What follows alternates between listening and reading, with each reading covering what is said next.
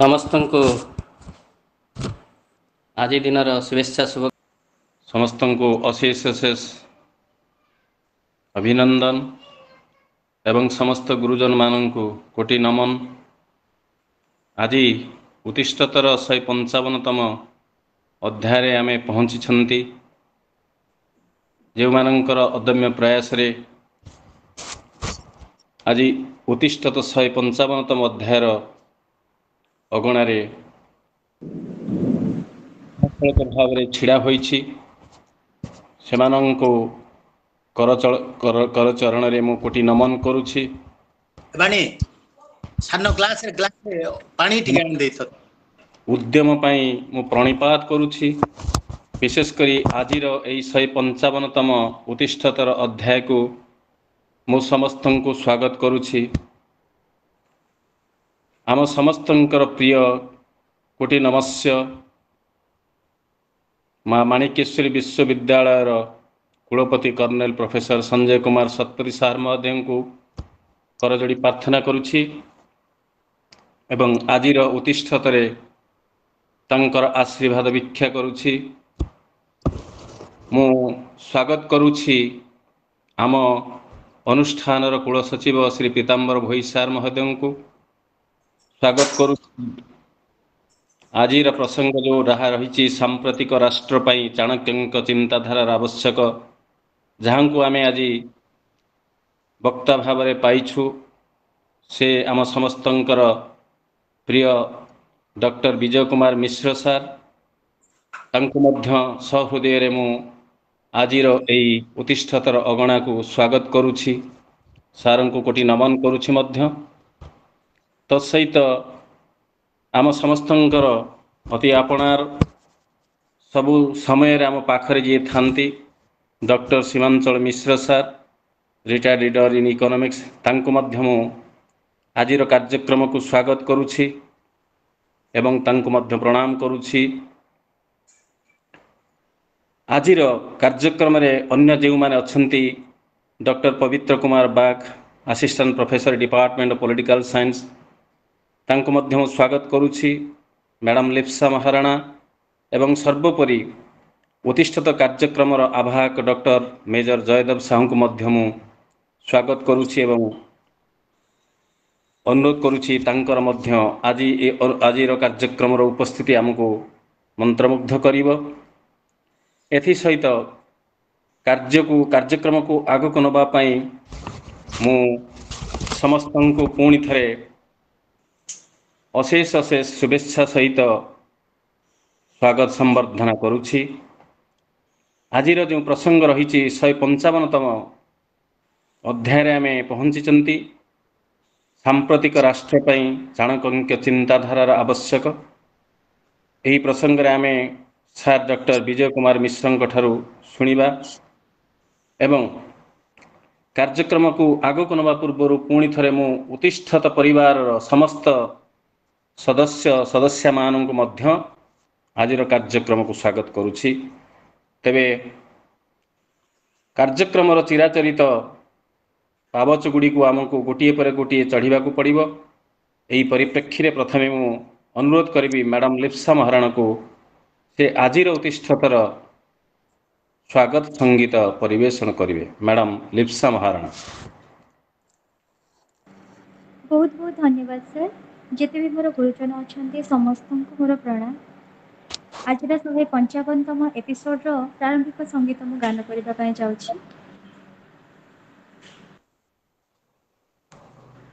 नीति नियमरे बंधा मनीष जीवन, रीति नीति न जानिले मूर्ख समान। न्यायवान नीतिवान विज्ञान लक्षण, मनीष को विज्ञ करे चाणक्य वचन। विद्यालय पाठशाला सरकारी योग्यता, चाणक्य वचन अति तत्काली योग्यता। चाणक्य नीति रे अछि नीति सत्यता, समाज आनी पारे नैतिक सभ्यता। चाणक्य वचन सदा अटई अकाट्य, रे अटे जाहा मूर्खर पाठ अज्ञानर अंधकारे देखाए से बाट मानि चलुथिले केबे न आसे संकट जेते दिन आकाशरे थिबे सूर्य चंद्र सेते दिन रहिथिब चाणक्य वचन ଶିଖିବାକୁ ପଡ଼ିଅଛି ସାରା ଜୀବନ ଆବାଳ ବୃଦ୍ଧ ବନିତା ମନ ଦେଇ ଶୁଣ ସଂସାରରେ ଅଟଏ ଏକା ବିଦ୍ୟା ମହାଧନ ରାଜା ଠାରୁ ମହତ ଯେ ଅଟଇ ବିଦ୍ୱାନ ରାଜା ସିନା ପୂଜା ପାଏ ଆପଣା ଦେଶରେ विद्वान जे पूजा पाए देश विदेशरे नीति नियमरे बंधा मनीष जीवन रीति नीति न जानिले मूर्ख समान न्यायवान नीतिवान विज्ञर लक्षण मनीष को विज्ञ करे चाणक्य वचन मनीष को विज्ञ करे चाणक्य वचन मनीष को विज्ञ करे चाणक्य वचन। बहुत बहुत धन्यवाद समस्त को अथरे मोर प्रणाम। आउ थरे मध्य आपनको अशेष धन्यवाद मैडम लिप्सा महाराणा। चाणक्यଙ୍କ नीति उपर आधारित संगीत जो प्रारंभिक संगीत थिला ताहा निश्चित भाव में आजिर कार्यक्रम जहाँ आमर विषय प्रसंग रही ताकू न्याय देछि। राजा सिना पूजा पाए अपना देश में विद्वान पूजा पाए देश विदेश में सत कथा अशेष धन्यवाद। आजिर कार्यक्रम प्रारंभिक पर्याय को अति सुंदर स्मृति मधुर एवं मधुमेह करिथिबारु तेबे चलंतु अनुरोध करिबा माँ माणिकेश्वरी विश्वविद्यालय कुल सचिव श्री पीताम्बर भोई सार को सी आजिर प्रसंग तांकर अभिव्यक्त रखिबे। धन्यवाद श्रीजुक्त कैलाश दास महाशय। समस्त को मोर नमस्कार। मान्यवर वाइस चांसलर महोदय को सार को मध्य मोर नमस्कार। आज माँ माणिकेश्वरी विश्वविद्यालय 155तम प्रेरणादायी वक्तृत्वमालार सभापति मान्यवर colonel professor Sanjay Kumar Satapathy sir, सम्मान्य speaker doctor Bijay Kumar Mishra sir, सम्माननीय श्रीयुक्त सीमांचल मिश्र सार, सम्मान्य doctor major doctor Jaydev Sahu sir, सम्मान्य डॉक्टर कैलाश चंद्र दास सार, सम्माननीय डॉक्टर पवित्र बाग सार, आज आम सहित जोड़ी होइथिबा विश्वविद्यालय परिवार समस्त सदस्य सदस्या समस्त बुद्धिजीवी समस्त छात्र छात्री और मैडम लिप्सा समस्त को आज 155तम प्रेरणादायी वक्तृत्वमाला उत्तिष्ठ को स्वागत करुछि। आज आम समस्त को उत्साहित करने पाई आम सहित जोड़ी होइचंती वक्ता भाव सम्माननीय डॉक्टर विजय कुमार मिश्र सार को मध्य आम विश्वविद्यालय परिवार तथा आम उत्तिष्ठ परिवार तरफ सार को स्वागत करुछु। आजिर प्रसंग सांप्रतिक राष्ट्र पाई चाणक्यंकर चिंताधारार आवश्यकता। यही प्रसंग रे मोर मत जे गोटे राष्ट्र रे रहुथिबा राजांकठू आरंभ कर प्रजा पर्यंत बा विभिन्न समाज पाई एवं गोटे राष्ट्र गठन पाई ए समस्त को समाजर हित पाई एवं राष्ट्र मंगल पाई चाणक्य एक नीति बखाण करिचंती। ताहाकू आमे चाणक्य नीति कहूँ बा चाणक्य शास्त्र कहूँ। से अनेक शास्त्र लिखिचंती अनेक श्लोक लिखिचंती किंतु कथारे अछि 118 श्लोक चाणक्यर मत यहा शिक्षा करी नरे होए पंडित। तेणु हे पुण्यात्मा माने हे छात्र छात्री माने आमे जदि आमर बेकरे माणिक सदृश्य चाणक्यंकु हार करी तांकर शास्त्र को कंठस्थ करी नीतिदिना जीवन रे नीतिदिना कर्म रे जदि आमे जत्नर सहित ତାଙ୍କର ଶାସ୍ତ୍ରକୁ କାର୍ଯ୍ୟକାରୀ କରିବା ସେଇ ଲୋକ ଯୋଉ ଲୋକ ଏଇ କାର୍ଯ୍ୟକାରୀ କରେ ସେଇ ସର୍ବତ୍ର ସବୁ ଜାଗାରେ ନିଶ୍ଚିତ ଭାବେ ସେ ପୂଜା ପାଇବ, ଏଥିରେ ଦ୍ୱିମତ ନାହିଁ। ତେଣୁ ଯେମିତି ଆମର ଲିପ୍ସା ଭଉଣୀ ଗାଉଥିଲେ, ବିଦ୍ୟା ସଙ୍ଗେ ରାଜାପଣ ନୁହଁଇ ସମାନ, ସମାନ କରିବା ଲୋକେ ମୂର୍ଖରେ ଗଣନ, ରାଜା ପାଏ ସିନା ଆପଣା ବେକରେ, ବିଦ୍ୟାବନ୍ତ ପୂଜା ପାଏ ଦେଶ ବିଦେଶରେ। ସେ ଅନେକ ବାର୍ତ୍ତା ଦେଇଛନ୍ତି ଆମ ସମାଜକୁ। କେତେ ସେ ମଧ୍ୟରୁ ଗୋଟେ ଆହୁରି ଅଛି, ବିନ୍ଦୁ ବିନ୍ଦୁ ପଡ଼ି ଜଳ ଘଟଇ ଭିତରେ, କ୍ରମେ କ୍ରମେ ପୂର୍ଣ୍ଣ ହୁଏ ଏକ ସମୟରେ, ସେହିପରି ବିଦ୍ୟା ଧର୍ମ ଧନ ସଞ୍ଚୟରେ, କ୍ରମେ କ୍ରମେ ଲାଗିଯାଅ ହେ ସୁବୋଧନରେ। ଆଉ ମଣିଷ ପାଇଁ ବି କହିଛନ୍ତି, ଯଦି ଆମେ ପ୍ରଥମ ଅବସ୍ଥାରେ ବିଦ୍ୟା ନ ଶିଖିଲେ, ଦ୍ୱିତୀୟରେ ଅବସ୍ଥା ବେଲେ ଧନ ନ ଅର୍ଜିଲେ, ତୃତୀୟ ଅବସ୍ଥାରେ ନ ଅର୍ଜିଲେ ଧର୍ମ, ଚତୁର୍ଥୀ କିଛି କରି ନପାରେ ସେ ଅଧର୍ମ। ତେଣୁ ହେ ମହାତ୍ମା ମାନେ, ଆଜି ମୋର ଅନୁରୋଧ, ସେଇ ମହାପୁରୁଷ ମହାପଣ୍ଡିତ ଚାଣକ୍ୟର ନୀତିକୁ ଆମେ ଗଳାରେ କଣ୍ଠସ୍ଥ କରି ତାଙ୍କୁ ହାର ସଦୃଶ ଗଲାରେ ଆମେ ଝୁଲେଇକି ରଖିପାରିବା। ରଖିଲେ ନିଶ୍ଚିତ ଆମେ ସମାଜରେ ଗୋଟେ ପୂଜା ପାଇବା, ସମାଜରେ ଶାନ୍ତି, ସମାଜ ବି ମଙ୍ଗଳ ପାଇବ, ସମାଜ ଗୋଟେ ସୁସ୍ଥ ସମାଜ ଗଠନରେ ସହାୟକ ହେବ। ମୁଁ ଆଜିର ଏଇ ଦିବସରେ ମୁଁ ପୁଣି ଆପଣ ସମସ୍ତଙ୍କୁ ବକ୍ତୃତାମାଲାକୁ ସ୍ୱାଗତ କରି ମୋର ବକ୍ତବ୍ୟ ଶେଷ କରୁଛି। ସମସ୍ତଙ୍କୁ ନମସ୍କାର, ଧନ୍ୟବାଦ। ଅନେକ ଅନେକ ଧନ୍ୟବାଦ କୁଳପତି ସାର୍। ଆପଣ ଚାଣକ୍ୟଙ୍କର ନୀତିକୁ ସୁନ୍ଦର ଭାବରେ ପରିବେଷଣ କଲେ। ଆପଣ ଯାହା କହିଲେ ସତ କଥା, ସମ୍ପୂର୍ଣ୍ଣ ଭାବରେ ସତ କଥା। ସେ କେଉଁ କାଳରୁ 2000 ବର୍ଷ ତଳରୁ ଚାଣକ୍ୟ ଲେଖିଥିବା ପ୍ରସଙ୍ଗ ଆଜି ମଧ୍ୟ ଏତେ ତାର ଶକ୍ତି ରହିଛି, ତାକତ ରହିଛି ଏବଂ ଦିଗହରା ଦୁନିଆକୁ ରାସ୍ତା ଦେଖାଇବାର ଏତେ ପୋଟେନ୍ସି ରଖିଛି, ଏଥିରେ କେହି ବି ଦ୍ୱିମତୀ ହେବ ନାହିଁ। ଆପଣ ଯାହା କହିଛନ୍ତି ଯଥାର୍ଥରେ ସାର୍, ସେ 118ଟା ଶ୍ଲୋକ ଲେଖିଥିଲେ ଏବଂ ସେହି ଶ୍ଲୋକକୁ ଯଦି ସମସ୍ତେ ଜାଣନ୍ତି, ଶୁଣନ୍ତି ଏବଂ ପ୍ରୟୋଗ କରନ୍ତି, ତାହେଲେ ବ୍ୟକ୍ତିଗତ ଜୀବନ ସହିତ ସାମାଜିକ ଜୀବନରେ ନିଶ୍ଚିତ ଭାବରେ ଆଶ୍ଚର୍ଯ୍ୟ ଧରଣର ପରିବର୍ତ୍ତନ ଆମେ ଉପଲବ୍ଧି କରିପାରିବା।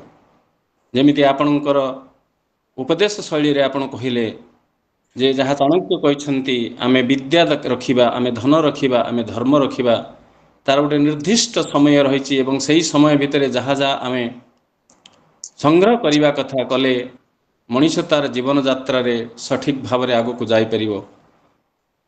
ଏତେ ଗୁଣାତ୍ମକ ସୃଷ୍ଟି ଥିଲା ଚାଣକ୍ୟଙ୍କର, ଯାହା ଆଜି ମଧ୍ୟ ଗବେଷକମାନଙ୍କର ମନରେ ଆଶ୍ଚର୍ଯ୍ୟ ସୃଷ୍ଟି କରେ। କିଭଳି ଶକ୍ତିର ସେ ଅଧିକାରୀ ଥିଲେ, କିଭଳି ସୃଷ୍ଟି ସେ କରିଛନ୍ତି, ଯାହା ସମସ୍ତଙ୍କୁ ନିଶ୍ଚିତ ଭାବରେ ପ୍ରେରଣା ଯୋଗାଇଛି। ତେବେ ଆମେ ଅନୁରୋଧ କରିବା ଏବେ ସାର୍ ଡକ୍ଟର ସୀମାଞ୍ଚଳ ମିଶ୍ରଙ୍କୁ, ସେ ଆଜିର ବକ୍ତାଙ୍କ ବିଷୟରେ ଆମକୁ ପଦେ କହିବେ। ତାଙ୍କୁ ସ୍ୱାଗତ କରିବା ସହିତ ତାଙ୍କର ପରିଚୟ ପ୍ରଦାନ କରିବେ। ଏହା ତ ନିଶ୍ଚିତ ଭାବରେ କହିବା ବାହୁଲ୍ୟ ଯେ ଆଜିର ବକ୍ତା ସମସ୍ତଙ୍କ ପାଖରେ ପରିଚିତ। ତାଙ୍କର କାର୍ଯ୍ୟ, ତାଙ୍କର ସୃଷ୍ଟି, ତାଙ୍କର ଜଣେ ଶିକ୍ଷାବିତ୍ ଭାବରେ ଯାହା ସମାଜକୁ ସେ ଦିଗ୍ଦର୍ଶନ ଦେଇଛନ୍ତି, ସେ ଅତି ଭଲ ଭାବରେ ସମସ୍ତଙ୍କ ଦ୍ୱାରା ଜଣାଶୁଣା। ତଥାପି ଔପଚାରିକ ଦୃଷ୍ଟିରୁ ମୁଁ ଅନୁରୋଧ କରିବି ସୀମାଞ୍ଚଳ ମିଶ୍ର ସାର୍ଙ୍କୁ ସମସ୍ତଙ୍କୁ ଅନୁରୋଧ କିଛି ମ୍ୟୁଟ୍ କରିଦେବେ ଆଜ୍ଞା। ଅନ୍ୟମାନେ ଯେଉଁମାନେ କହୁନାହାନ୍ତି ସେମାନେ ମ୍ୟୁଟ୍ କରିଦେବେ। ସମସ୍ତଙ୍କୁ ନମସ୍କାର। ଆଜିର ଏଇ ଯୋଉ ଉତ୍ତିଷ୍ଟତର 155ତମ ବକ୍ତୃତା ପ୍ରେରଣାଦାୟୀ ବକ୍ତୃତାମାଳାକୁ ସମସ୍ତଙ୍କୁ ସ୍ୱାଗତ ଜଣାଉଛି। ସମ୍ମାନନୀୟ ମା ମାଣିକେଶ୍ୱରୀ ବିଶ୍ୱବିଦ୍ୟାଳୟର କୁଳପତି ମେଜର କର୍ଣ୍ଣେଲ ସଞ୍ଜୟ କୁମାର ଶତପଥୀ ମହୋଦୟ, ଯାହାଙ୍କର ମାନସ ସନ୍ତାନ ହେଉଛି ଏଇ କାର୍ଯ୍ୟକ୍ରମ ଉତ୍ତିଷ୍ଟତ। ଏଇ ଉତ୍ତିଷ୍ଟତ କଠୋପନିଷଦର ଆପ୍ତବାଣୀ, ଉତ୍ତିଷ୍ଟତ ଜାଗ୍ରତ ପ୍ରାପ୍ୟ ପରାନୁଦିତ, ଏଥିରୁ ଏଇ କାର୍ଯ୍ୟକ୍ରମର ପ୍ରାରମ୍ଭ। ଏଇ କାର୍ଯ୍ୟକ୍ରମ ମୁଁ ଯେମିତି କହିଲି ଆମର ଏଇ ଯୋଉ ବିଶ୍ୱବିଦ୍ୟାଳୟର ପ୍ରମୁଖ ତାଙ୍କର ଯୋଉ ଦିନ ସେ ଆସି ଏଠି ଯୋଗଦାନ କଲେ ସେଇ ଦିନ ଠାରୁ ଏହି କାର୍ଯ୍ୟକ୍ରମ ଆରମ୍ଭ ହୋଇଛି। ତେଣୁ ମୁଁ ସଠିକ ଭାବରେ କହିପାରିବି ଯେ ସଞ୍ଜୟ ଶତପଥୀଙ୍କର ଏଇଠି ଆସିବା 1085 ଦିନ ହେଲା। ଯାହା ହଉ ତାଙ୍କର ସମ୍ପ୍ରତି ଶରୀର ଅସୁସ୍ଥ ଅଛି, ତେଣୁ ତାଙ୍କର ସୁସ୍ଥତା ମୁଁ କାମନା କରୁଛି। ଏବଂ ବର୍ତ୍ତମାନ ମୁଁ ଆମର ଯୋଉ ଆଜିର ଯିଏ ଅଛନ୍ତି ଆମର ବକ୍ତା ଡକ୍ଟର ବିଜୟ କୁମାର ମିଶ୍ର ତାଙ୍କର ସଂକ୍ଷିପ୍ତ ପରିଚୟ ଦେବି। ତା ପୂର୍ବରୁ ମୁଁ ସମ୍ମାନୀୟ ପୀତାମ୍ବର ଭୋଇ ଯିଏକି କୁଳ ସଚିବ ଅଛନ୍ତି, ଆଉ ଯିଏ ଆମର ଏଇ କାର୍ଯ୍ୟକ୍ରମର ସଂଯୋଜକ ସେ ହେଉଛନ୍ତି ମେଜର ଡକ୍ଟର ଜୟଦେବ ସାହୁ, ମୋର ଅନୁଜ ପ୍ରତିମ, ସମ୍ମାନୀୟ କୈଳାସ ସାର୍, ଶ୍ରଦ୍ଧେୟ ଲିପ୍ସା ମହାରଣା, ସମସ୍ତଙ୍କୁ ସ୍ୱାଗତ ଜଣାଉଛି। ଏବଂ ମୁଁ ଡକ୍ଟର ବିଜୟ କୁମାର ମିଶ୍ର ତାଙ୍କର ଗୋଟେ ସଂକ୍ଷିପ୍ତ ପରିଚୟ ମୁଁ ପ୍ରଦାନ କରିବାର ଚେଷ୍ଟା କରୁଛି। ଡକ୍ଟର ବିଜୟ କୁମାର ମିଶ୍ର ସେ ହେଉଛନ୍ତି ଅବସରପ୍ରାପ୍ତ ପ୍ରାଧ୍ୟାପକ ରାଜନୀତି ବିଭାଗର। 1959 ମସିହା ପବିତ୍ର ଦଶହରାରେ ତାଙ୍କର ଜନ୍ମ। ସେ ନବରଙ୍ଗପୁରରେ ତାଙ୍କର ଜନ୍ମ। ସେ ରାଜା ଚୈତନ୍ୟ ଦେବ ହାଇସ୍କୁଲରେ ମାଟ୍ରିକ ପାସ୍ କଲା ପରେ ନବରଙ୍ଗପୁର କଲେଜରେ ଆଏ ଏବଂ ବିକ୍ରମ ଦେବ କଲେଜ ଜୟପୁରରୁ ବିଏ ସମ୍ମାନ ପାସ୍ କଲା ପରେ ବ୍ରହ୍ମପୁର ବିଶ୍ୱବିଦ୍ୟାଳୟରେ ସେ MA ରାଜନୀତି ବିଜ୍ଞାନରେ MA କରନ୍ତି ଏବଂ ପରବର୍ତ୍ତୀ ସମୟରେ ସେ ନବରଙ୍ଗପୁର ଜିଲ୍ଲା ଆଦିବାସୀଙ୍କ ବିକାଶ ଉପରେ ବିଶେଷ ଗବେଷଣା କରି ତାଙ୍କର PhD ଲାଭ କରନ୍ତି। 1982 ମସିହାରେ ସେ ଅଧ୍ୟାପନାରେ ଯୋଗ ଦିଅନ୍ତି କୋଟପାଡ଼ କଲେଜରୁ ଏବଂ ପରବର୍ତ୍ତୀ ସମୟରେ ଏହି ଜିଲ୍ଲାକୁ ଅର୍ଥାତ୍ ପଞ୍ଚାୟତ କଲେଜ ଧର୍ମଗଡ଼କୁ ସେ ଆସନ୍ତି, ସେଠି ଯୋଗ ଦିଅନ୍ତି ଏବଂ 2003 ମସିହାରେ ସେ ପୁଣି ଆଉଥରେ ନବରଙ୍ଗପୁର କଲେଜକୁ ଫେରି ଯାଆନ୍ତି। 2019 ମସିହାରେ ସେ ଅବସର ଗ୍ରହଣ କରନ୍ତି ଅକ୍ଟୋବର ମାସରେ। ତେବେ ପ୍ରଫେସର ମିଶ୍ର ସେ ଜଣେ ଉଚ୍ଚକୋଟୀର ସେ ହେଉଛନ୍ତି ଜଣେ ଉଚ୍ଚକୋଟୀର ଛାତ୍ର ବତ୍ସଳ ଅଧ୍ୟାପକ, ଆଦର୍ଶ ଅଧ୍ୟାପକ, ଲେଖକ, ଗବେଷକ, ବକ୍ତା, ଅନୁବାଦକ ଓ ପ୍ରବଚକ। ତେବେ ଏଇ ମର୍ମରେ କେତୋଟି ସାମାନ୍ୟ କଥନ ମୁଁ ରଖିବାକୁ ଚାହିଁବି। ସେ ଅନେକ ତାଙ୍କର ଆଲୋଚନା ଚକ୍ର ଜିଲ୍ଲା ଓ ରାଜ୍ୟ ସ୍ତରର ଆଲୋଚନାରେ ସେ ତାଙ୍କର ସନ୍ଦର୍ଭ ପ୍ରସ୍ତୁତ କରିଛନ୍ତି। ଭାରତ ସରକାରଙ୍କର ଗ୍ରାମୀଣ ବିକାଶ ସଂସ୍ଥା ତରଫରୁ ସେ 2 ଥର ତାଲିମ ପ୍ରାପ୍ତ। ସେ ଜଣେ ସୁଲେଖକ, ସୁବକ୍ତା। ତାଙ୍କର ପୁସ୍ତକ ଗୁଡ଼ିକ ହେଲା ସାହିତ୍ୟିକ ଭାଗୀରଥୀ ପାତ୍ର, ଯାହା ଓଡ଼ିଶା ସାହିତ୍ୟ ଏକାଡେମୀ ଦ୍ୱାରା ପ୍ରସ୍ତୁତ କରାଯାଇଥିଲା। ଅନେକ ପତ୍ର ପତ୍ରିକାରେ ତାଙ୍କର ଲେଖା ପ୍ରକାଶ ପାଇଛି। ସମ୍ପ୍ରତି 2ଟି ଇଂରାଜୀ ଗବେଷଣା ଧର୍ମୀ ପ୍ରବନ୍ଧ ପର୍ଯ୍ୟାୟକ୍ରମେ ଜର୍ମାନୀ ଏବଂ ସିଙ୍ଗାପୁରରେ ତାଙ୍କର ପ୍ରକାଶ ପାଇଛି। ଜଣେ ଅନୁବାଦକ ହିସାବରେ ମଧ୍ୟ ଅନେକ ପୁସ୍ତକ ସେ ଅନୁବାଦ କରିଛନ୍ତି। ସେ ଜଣେ ଧାରା ବିବରଣୀ ପ୍ରଦାନକାରୀ ମଧ୍ୟ। ସେ ସମ୍ପ୍ରତି ରଥଯାତ୍ରାରେ ତାଙ୍କର ଧାରା ବିବରଣୀ ମଧ୍ୟ ସେ ଦିଅନ୍ତି। ତେବେ ସେ ଯାହା ହଉ ଆଉ ବିଶେଷ ସମୟ ନେବି ନାହିଁ। ବିଷୟବସ୍ତୁ ଉପରେ ମୋର କିଛି କହିବାର ନାହିଁ, କାରଣ ବିଷୟବସ୍ତୁ ଆମେ ତାଙ୍କଠୁ ଶୁଣିବା। ତେବେ ଏଇ ପରିପ୍ରେକ୍ଷୀରେ ସମସ୍ତଙ୍କୁ ପୁନର୍ବାର ନମସ୍କାର ଜଣାଇବି, ସ୍ୱାଗତ ଜଣାଇବି ଏବଂ ଡକ୍ଟର ବିଜୟ କୁମାର ମିଶ୍ରଙ୍କୁ ବିଶେଷ ଭାବରେ ସ୍ୱାଗତ ଜଣାଇବି। ସେ ତାଙ୍କର ବକ୍ତୃତା ଆମକୁ ତାଙ୍କର ଯୋଉ ବିଷୟବସ୍ତୁ ରହିଛି ସାମ୍ପ୍ରତିକ ରାଷ୍ଟ୍ର ପାଇଁ ଚାଣକ୍ୟଙ୍କର ଚିନ୍ତାଧାରାର ଆବଶ୍ୟକତା, ନିଶ୍ଚିତ ଭାବରେ ଏଇଟା ସମୟ ଉପଯୋଗୀ ବିଷୟବସ୍ତୁ। ସେ ବିଷୟବସ୍ତୁ ଉପରେ ତାଙ୍କର ବକ୍ତବ୍ୟ ପ୍ରଦାନ କରିବା ହେବେ। ସମସ୍ତଙ୍କୁ ପୁନର୍ବାର ନମସ୍କାର ଏବଂ এই ଅବସରରେ ମୁଁ ଫେରିଯିବି କୈଳାସ ସାରଙ୍କ ପାଖକୁ। ସେ ତାଙ୍କ ଔପଚାରିକ ଭାବରେ ଡକ୍ଟର ବିଜୟ ମିଶ୍ରଙ୍କୁ ସେ ଆହ୍ୱାନ କରିବେ। ସାର୍ ବହୁତ ବହୁତ ଧନ୍ୟବାଦ। काल विलंब न करी आमे समस्ते सार ठारू शुणिया ପାଇଁ ବ୍ୟଗ୍ର। ତେବେ ମୁଁ ଅନୁରୋଧ କରିବି ସାର୍ ତାଙ୍କର ଆଜିର ପ୍ରସଙ୍ଗରେ ଆଲୋକପାତ କରିବେ ସାମ୍ପ୍ରତିକ ରାଷ୍ଟ୍ର ପାଇଁ ଚାଣକ୍ୟଙ୍କ ଚିନ୍ତାଧାରାର ଆବଶ୍ୟକତା। ସାର୍ ଦୟାକରି ଆଜିର ପ୍ରସଙ୍ଗରେ ଆପଣ ଆଲୋକପାତ କରିବେ। ସମସ୍ତଙ୍କୁ ନମସ୍କାର।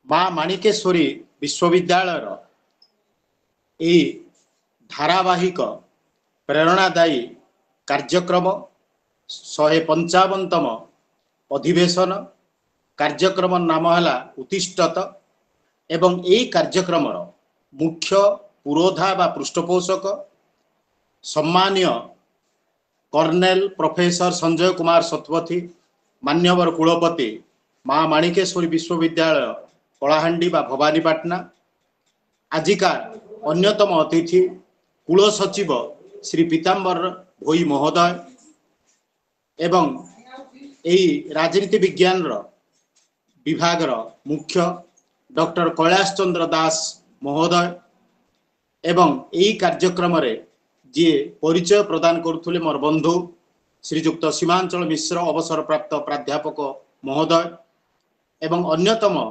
ଅତିଥି ଡକ୍ଟର ପବିତ୍ର କୁମାର ବାଗ ମହୋଦୟ ଏବଂ କାର୍ଯ୍ୟକ୍ରମର ଆବାହକ ମେଜର ଡକ୍ଟର ଜୟଦେବ ସାହୁ ମହୋଦୟ ଏବଂ ଯେଉଁ ଭଉଣୀ କାର୍ଯ୍ୟକ୍ରମକୁ ମାନେ ଆବାହନ କରିଥିଲେ ବା ସଙ୍ଗୀତରା ସଜେଇଥିଲେ ଏବଂ ବିଶେଷ କରି ଚାଣକ୍ୟଙ୍କର ସେ ଯେଉଁ ସୁନ୍ଦର କବିତାଟିକୁ ଓଡ଼ିଆରେ ଗାୟନ କରିଥିଲେ ତାଙ୍କୁ ମୁଁ ଧନ୍ୟବାଦ ଦଉଛି। ସୁଶ୍ରୀ ଲିପ୍ସା ମହାରଣା ମହୋଦୟା ଏବଂ ଆଜି କଳାହାଣ୍ଡି ବିଶ୍ୱବିଦ୍ୟାଳୟ ବା ମା ମାଣିକେଶ୍ୱରୀ ବିଶ୍ୱବିଦ୍ୟାଳୟ ମୋତେ ସୁଯୋଗ ଦେଇଥିବାରୁ ଏହି ମହାବିଦ୍ୟାଳୟର ମାନ୍ୟବର କୁଳପତି କୁଳ ସଚିବ ସମସ୍ତ ଅଧ୍ୟାପକ ଅଧ୍ୟାପିକା ଏବଂ ପ୍ରିୟ ଛାତ୍ରଛାତ୍ରୀ ତଥା କର୍ମକର୍ତ୍ତାଙ୍କୁ ମୁଁ ଆନ୍ତରିକ ଧନ୍ୟବାଦ ଅର୍ପଣ କରୁଛି। ବିଗତ ଦିନର ସ୍ମୃତିକୁ ମନେ ପକାଇଲେ ମୁଁ 2000ରୁ 2003 ପର୍ଯ୍ୟନ୍ତ ବର୍ତ୍ତମାନର କଳାହାଣ୍ଡି ବିଶ୍ୱବିଦ୍ୟାଳୟ ଅନ୍ତର୍ଗତ ପଞ୍ଚାୟତ କଲେଜ ଧର୍ମଗଡ଼ରେ ଅଧ୍ୟାପକ ରୂପେ କାର୍ଯ୍ୟ କରୁଥିଲି ଏବଂ ଖୁସିର କଥା ଆଜିର ଯେଉଁ ମାଣିକେଶ୍ୱରୀ ବିଶ୍ୱବିଦ୍ୟାଳୟ 2002 ଏବଂ 3ରେ ମୁଁ ଭ୍ୟାଲୁଏସନ୍ ବା ପରୀକ୍ଷା ମୂଲ୍ୟାୟନରେ ସେଇ କଲେଜ ଯାହାକି କଳାହାଣ୍ଡି କଲେଜ ବର୍ତ୍ତମାନ ବିଶ୍ୱବିଦ୍ୟାଳୟ ସେଇଠି 2 ବର୍ଷ ଯୋଗ ଦେଇଛି, ବନ୍ଧୁମାନଙ୍କର ଗହଣରେ ରହିଛି, ସ୍ନେହ ଶ୍ରଦ୍ଧା ପାଇଛି। ତେଣୁ ପୁନର୍ବାର ଆପଣମାନଙ୍କ ସହିତ ଏହି ଆଭାସୀ ମାଧ୍ୟମରେ ସାନ୍ନିଧ୍ୟ ପାଇଥିବାରୁ ଆପଣମାନଙ୍କୁ ଧନ୍ୟବାଦ ଏବଂ ସମସ୍ତ ଯେଉଁମାନେ ସତୀର୍ଥ ଶ୍ରୋତା ମାନ୍ୟବର ବନ୍ଧୁଗଣ ଏବଂ ସମ୍ମାନୀୟ ଅଧ୍ୟାପକ ଅଧ୍ୟାପିକା ଇତ୍ୟାଦିଙ୍କୁ ମୋର ଆନ୍ତରିକ ଧନ୍ୟବାଦ ପୁନର୍ବାର ଦଉଛି। ପ୍ରିୟ ଛାତ୍ରଛାତ୍ରୀ ଯେଉଁମାନେ ଏହି କାର୍ଯ୍ୟକ୍ରମରେ ଉପସ୍ଥିତ ଅଛନ୍ତି ମୋର ଶ୍ରଦ୍ଧା ଜଣାଉଛି। ତାହେଲେ ଆଜିକାର କାର୍ଯ୍ୟକ୍ରମ ବା ବିଷୟବସ୍ତୁ ହେଉଛି ସାମ୍ପ୍ରତିକ ରାଷ୍ଟ୍ର ପାଇଁ ଚାଣକ୍ୟଙ୍କ ଚିନ୍ତାଧାରାର ଆବଶ୍ୟକତା। ତାହେଲେ ଆମେ କହିବା ଯେ ଚାଣକ୍ୟଙ୍କର ଚିନ୍ତାଧାରା ଆମେ କାହିଁକି ଆଜି ମନେ ପକାଇବା? ତାର କାରଣ ହେଉଛି ମୁଁ ଜଣେ ରାଜନୀତି ବିଜ୍ଞାନର ଛାତ୍ର, ଡକ୍ଟର କୈଳାସ ଚନ୍ଦ୍ର ଦାସ ମହୋଦୟ ମଧ୍ୟ ଅଛନ୍ତି, ଡକ୍ଟର ପବିତ୍ର କୁମାର ବାଗ ମହୋଦୟ ଅଛନ୍ତି, ଆଶା କରେ ଆମର ଛାତ୍ରଛାତ୍ରୀ ବି ଅଛନ୍ତି।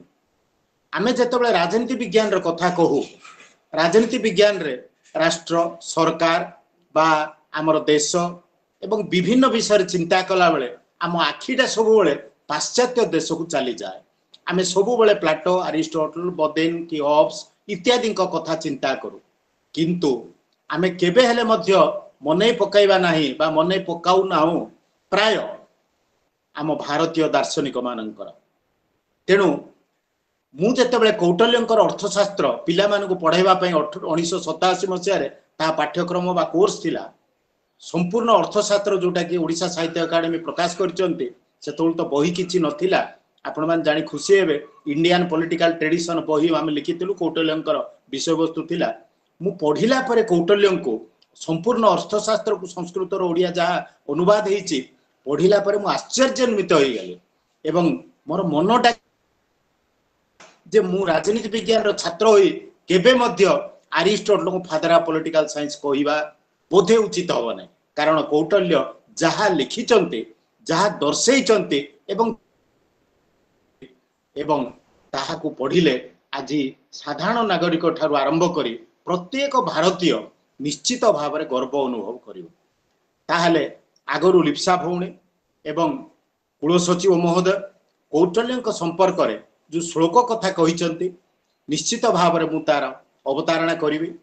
କୌଟଲ୍ୟ ତାଙ୍କ ଜୀବନ କାଳ ଭିତରେ ଜଣେ ଅଧ୍ୟାପକ ଥିଲେ ତକ୍ଷଶିଳା ବିଶ୍ୱବିଦ୍ୟାଳୟ, ନାଳନ୍ଦା ବିଶ୍ୱବିଦ୍ୟାଳୟ ଯେଉଁ ବିହାରରେ ବର୍ତ୍ତମାନ।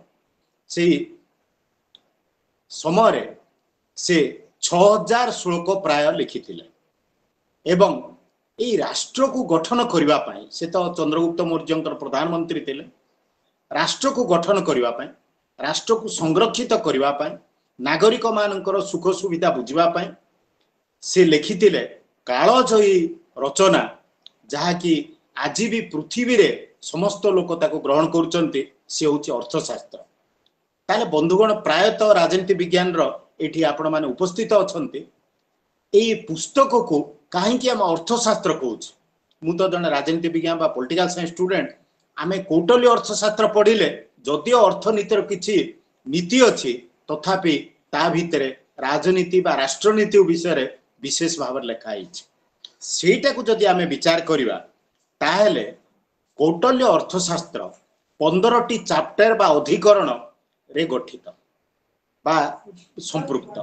ଶେଷ ଅଧ୍ୟାୟ ଯୋଉଟା କି ଉପସଂହାର, ସେଇଠି କୌଟଲ୍ୟ ବା ମହାମନା ଚାଣକ୍ୟ ଲେଖିଛନ୍ତି ଯେ ବ୍ୟବସ୍ଥିତାର୍ଯ୍ୟ ମର୍ଯ୍ୟାଦ କୃତ ବର୍ଣ୍ଣାଶ୍ରମସ୍ଥିତି ତର୍ଜା ହି ରକ୍ଷିତ ଲୋକ ପ୍ରସିଦ୍ଧତି ନ ସିଦ୍ଧତି। ଅର୍ଥାତ୍ ଦେଶ ରକ୍ଷା କରିବା ପାଇଁ ଯେଉଁ ଜନମଣ୍ଡଳରେ ରାଜା ସଦାଚାର ଏବଂ ପ୍ରତିବଦ୍ଧ ଭାବରେ ସ୍ୱଧର୍ମ ଦ୍ୱାରା ପରିଚାଳନା କରନ୍ତି, ସେ ରାଜ୍ୟ ମଙ୍ଗଳ ହୁଏ, ରାଜ୍ୟ କେବେ ବିନାଶ ହୁଏନି। ତେଣୁ କୌଟଲ୍ୟ ରାଷ୍ଟ୍ରକୁ ବା ସେତେବେଳେ ରାଜ୍ୟ କୁହାଯାଉଥିଲା, ରାଜ୍ୟକୁ ଗୁରୁତ୍ୱ ଦେଇଛନ୍ତି। ଏବଂ ଆପଣମାନେ ନିଶ୍ଚିତ ଭାବରେ କହିବେ ଯେ ୟାର ପୁସ୍ତକ ବା ସେ ରଚନାକୁ ଅର୍ଥଶାସ୍ତ୍ର କାହିଁ କୁହାଗଲା? ତାର ବି ଶେଷ ଅଧ୍ୟାୟରେ ବା 1500 ଅଧିକରଣ ବା 15 ଅଧ୍ୟାୟରେ ସେ ଲେଖିଛନ୍ତି ମନୁଷ୍ୟାଣାଂ ବୃତ୍ତିରର୍ଥ ମନୁଷ୍ୟ ବତି ଭୂମିରିତ୍ୟମ ତସ୍ୟ ପୃଥିବ୍ୟା ଲାଭ ପାଳନ ପାୟ ଶାସ୍ତ୍ରମର୍ଥ ଶାସ୍ତ୍ରବିତି। ଅର୍ଥାତ୍ ଏହାର ଅର୍ଥ ହେଲା ମନୁଷ୍ୟମାନଙ୍କର ବୃତ୍ତି ବା ଜୀବିକାକୁ ଅର୍ଥ କୁହାଯାଏ। ମନୁଷ୍ୟମାନେ ଭୂମିର ନାମ ମଧ୍ୟ ଅର୍ଥ। ଯେଉଁ ଶାସ୍ତ୍ର ଏହି ଭୂମିର ଲାଭ ଓ ପାଳନର ଉପାୟ ନିରୂପଣ କରେ, ସେହି ଶାସ୍ତ୍ର ନାମ ଅର୍ଥଶାସ୍ତ୍ର। ଏଇଟା କୌଟଲ୍ୟ ତାଙ୍କର ଶେଷ ଅଧ୍ୟାୟ 15 ଅଧ୍ୟାୟରେ ବା ଅଧିକରଣ ଯାହା କୁହାଯାଏ, ସେହି ଅଧିକରଣରେ ସେ ବର୍ଣ୍ଣନା କରିଛନ୍ତି। ତାହେଲେ ଅର୍ଥଶାସ୍ତ୍ର ହେଉଛି ରାଷ୍ଟ୍ର ସମ୍ବନ୍ଧୀୟ, ଦେଶ ସମ୍ବନ୍ଧୀୟ ଏବଂ ଯେଉଁ ଭୂମିରେ ଆମେ ଜନ୍ମ ଲାଭ କରୁ ଏବଂ ଭୂମିରେ ଆତଜାତ ହଉ, ସେ ଭୂମି ସମ୍ବନ୍ଧୀୟ ଶାସ୍ତ୍ରକୁ ଅର୍ଥଶାସ୍ତ୍ର ବୋଲି କୁହାଯାଏ। ତାହେଲେ ପ୍ରଥମରେ କୌଟଲ୍ୟ କହିଲେ ଆମେ ଯେଉଁ ରାଷ୍ଟ୍ର କଥା କହୁଛେ, ଆମେ ଯେଉଁ ଦେଶ କଥା କହୁଛେ ବା ରାଜ୍ୟ କଥା କହୁଛେ, ସେଇଠି ପ୍ରଥମରେ ଆମେ ସମାଜଟାକୁ ଗଠନ କରିବାକୁ ପଡ଼ିବ। ଏବଂ ସମାଜଟାକୁ ଗଠନ କେମିତି କରାଯାଏ? ଦୁଇଟି ଜିନିଷ, ରାଜ୍ୟ, ତିନୋଟି ଜିନିଷ, ରାଜ୍ୟ, ରାଜା ଏବଂ ପ୍ରଜା। ସେ କହିଛନ୍ତି ରାଜ୍ୟ କ'ଣ? ଆମେ ଯେଉଁ ରାଷ୍ଟ୍ର ଆଜି କହୁଛେ, ରାଜା ଯିଏ ଶାସକ ଏବଂ ପ୍ରଜା, ଏମାନେ କ'ଣ କରିବେ? ସେମାନଙ୍କର ଜୀବନ କାଳ ଭିତରେ ସ୍ୱଧର୍ମରେ ପରିପାଳନ କରିବେ। ଏବଂ କୁଳସଚିବ ମହୋଦୟ ବର୍ଣ୍ଣାଶ୍ରମରେ ପ୍ରଥମରେ ବିଦ୍ୟାରମ୍ଭ, ତାପରେ ଗୃହସ୍ଥା ଧର୍ମ, ତାପରେ ବାନପ୍ରସ୍ଥ, ତାପରେ ମନୁଷ୍ୟ ଦରକାର ହେଲେ ସନ୍ନ୍ୟାସ। ସେ ଯେଉଁ ବର୍ଣ୍ଣାଶ୍ରମ ଧର୍ମ ସେ ଉଲ୍ଲେଖ କରିଛନ୍ତି, ମନୁଙ୍କ ଠାରୁ ଗ୍ରହଣ କରିଛନ୍ତି। ସେତେବେଳର ସାମାଜିକ ବ୍ୟବସ୍ଥା ସେ ତାକୁ ଗ୍ରହଣ କରିଥିଲେ ଏବଂ ସେଇ ବିଷୟରେ ଆମେ ଯିବା ନାହିଁ। କେବଳ ରାଷ୍ଟ୍ର କଥା ଯାହା ବିଷୟବସ୍ତୁ ବା ଟପିକ୍ ଅଛି ତା ଉପରେ ଆମେ ଯିବା। ତାହେଲେ ସମାଜରେ ମନୁଷ୍ୟ ଆତଜାତ କରିବା ବେଳେ ସେ ରାଜା ହୁଅନ୍ତୁ, ପ୍ରଜା ହୁଅନ୍ତୁ ବା ରାଷ୍ଟ୍ର ହଉ, ସେଇଠି ଲୋକମାନେ ସ୍ୱଧର୍ମ ପାଳନ କରିବା ଉଚିତ। ତାହେଲେ ସ୍ୱଧର୍ମ କ'ଣ? ରାଜା ନିଜର ରାଜଧର୍ମ ପାଳନ କରିବେ, ପ୍ରଜା ତାଙ୍କର ପ୍ରଜା ଧର୍ମ ପାଳନ କରିବେ।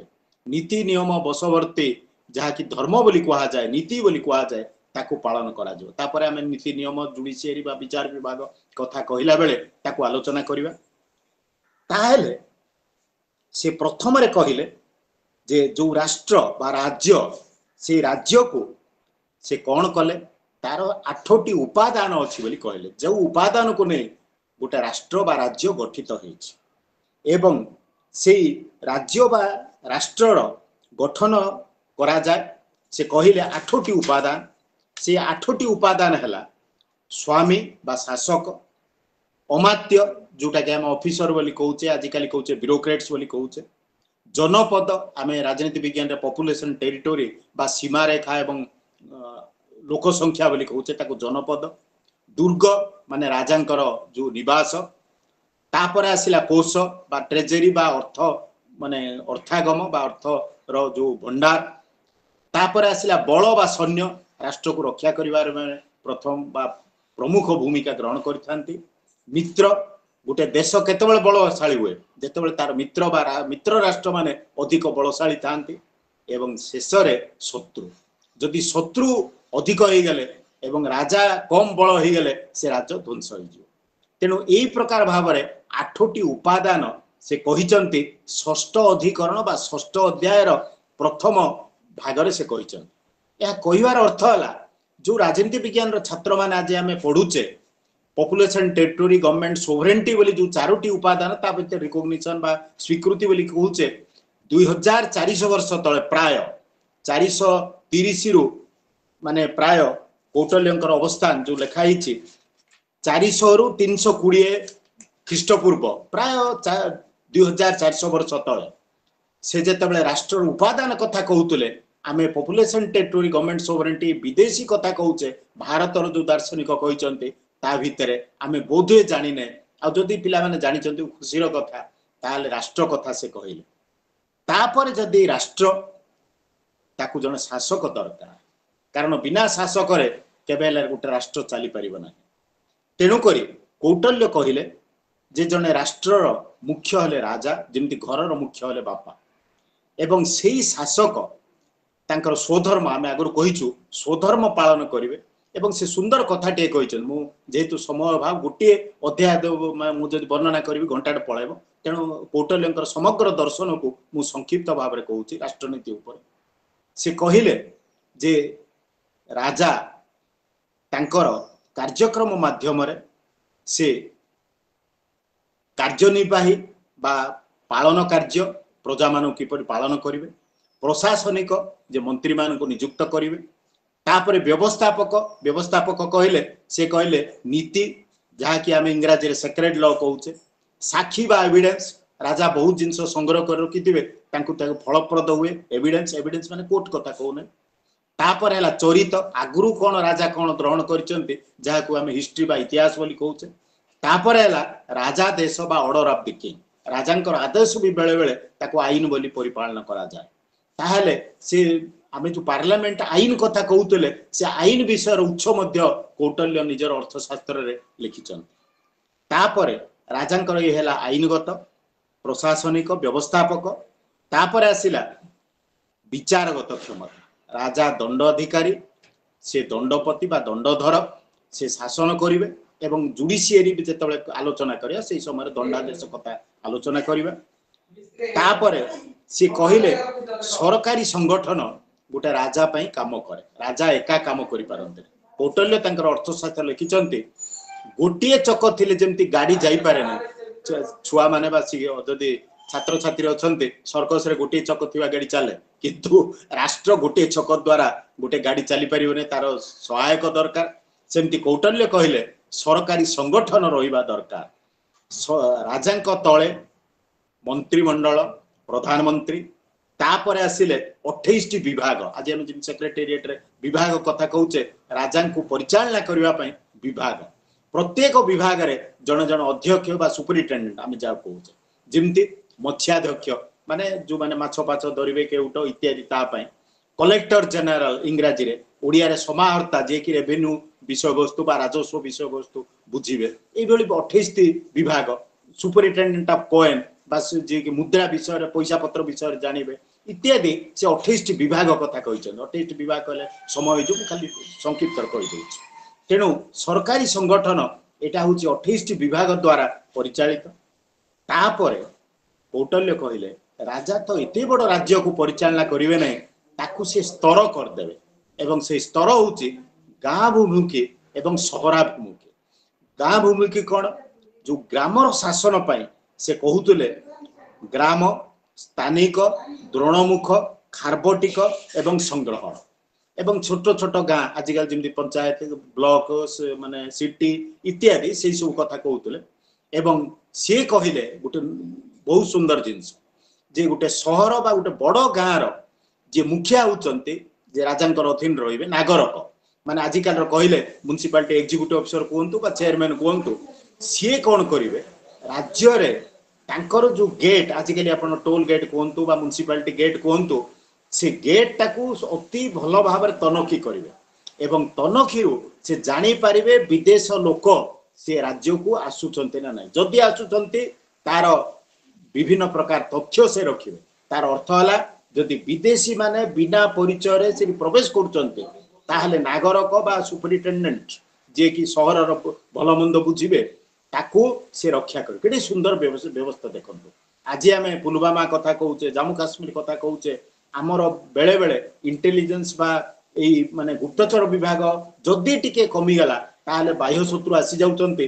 ସେତେବେଳେ କୌଟଲ୍ୟ ଚିନ୍ତା କରିଥିଲେ ଆପଣଙ୍କ ସହରରେ ଗାଁ ମୁଖରେ ଯଦି ଆପଣଙ୍କର ତନଖି ବା ଫାଟକ ରଖିଦେଲେ ଏବଂ ନାଗରକ ବା ଯିଏକି ମାନେ ମୁଖ୍ୟ ସିଏ ଯଦି ତାକୁ ତନଖି କରିକି ରେକର୍ଡ ବା କିଛି କାଗଜ ପତ୍ର ବା କିଛି ଜିନିଷ ତଥ୍ୟ ରଖିଲେ, ତାହେଲେ ବିଦେଶୀ ଆକ୍ରମଣ ବା ବିଦେଶ ଲୋକମାନେ ସହଜରେ ଆପଣଙ୍କ ଦେଶ ଭିତରକୁ, ରାଷ୍ଟ୍ର ଭିତରକୁ ପ୍ରବେଶ କରିପାରିବେ ନାହିଁ।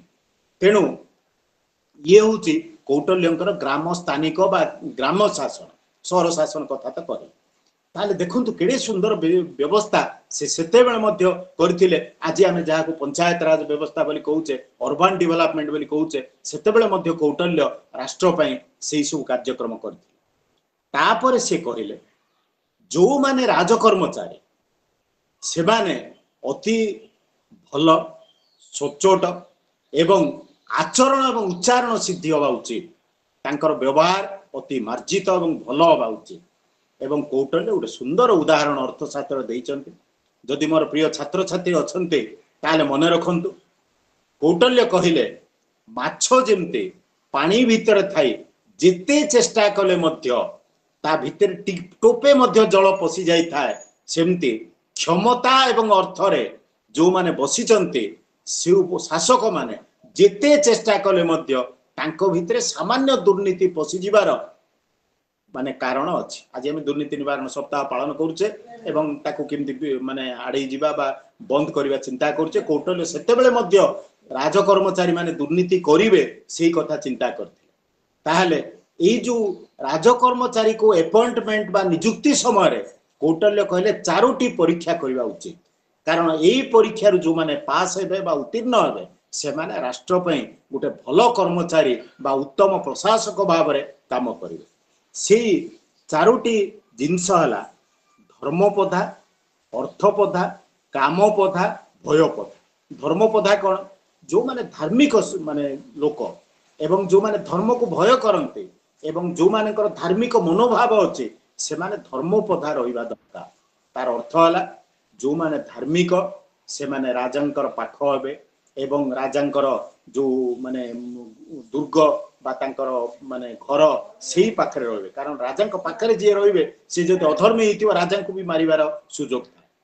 ତାପରେ କାମପଧା, ଆଜିକାଲି ଦେଖୁଥିବେ ଯେ ବହୁତ ଆମର ଲୋକ ଅଛନ୍ତି, ଏପରିକି ସାଟେଲାଇଟ କେନ୍ଦ୍ର ମଧ୍ୟ ଲୋକ ଅଛନ୍ତି ଯେ ମହିଳା ମାନଙ୍କ ଦ୍ୱାରା ଆକର୍ଷିତ ହୋଇ ସେମାନେ ଗୁପ୍ତ ତଥ୍ୟ ବିକ୍ରି କରିଦଉଛନ୍ତି ଏବଂ ଏଇଟା କାମପଧା ଆମର ଚରିତ୍ର ସ୍ଖଳନ ଘଟୁଛି।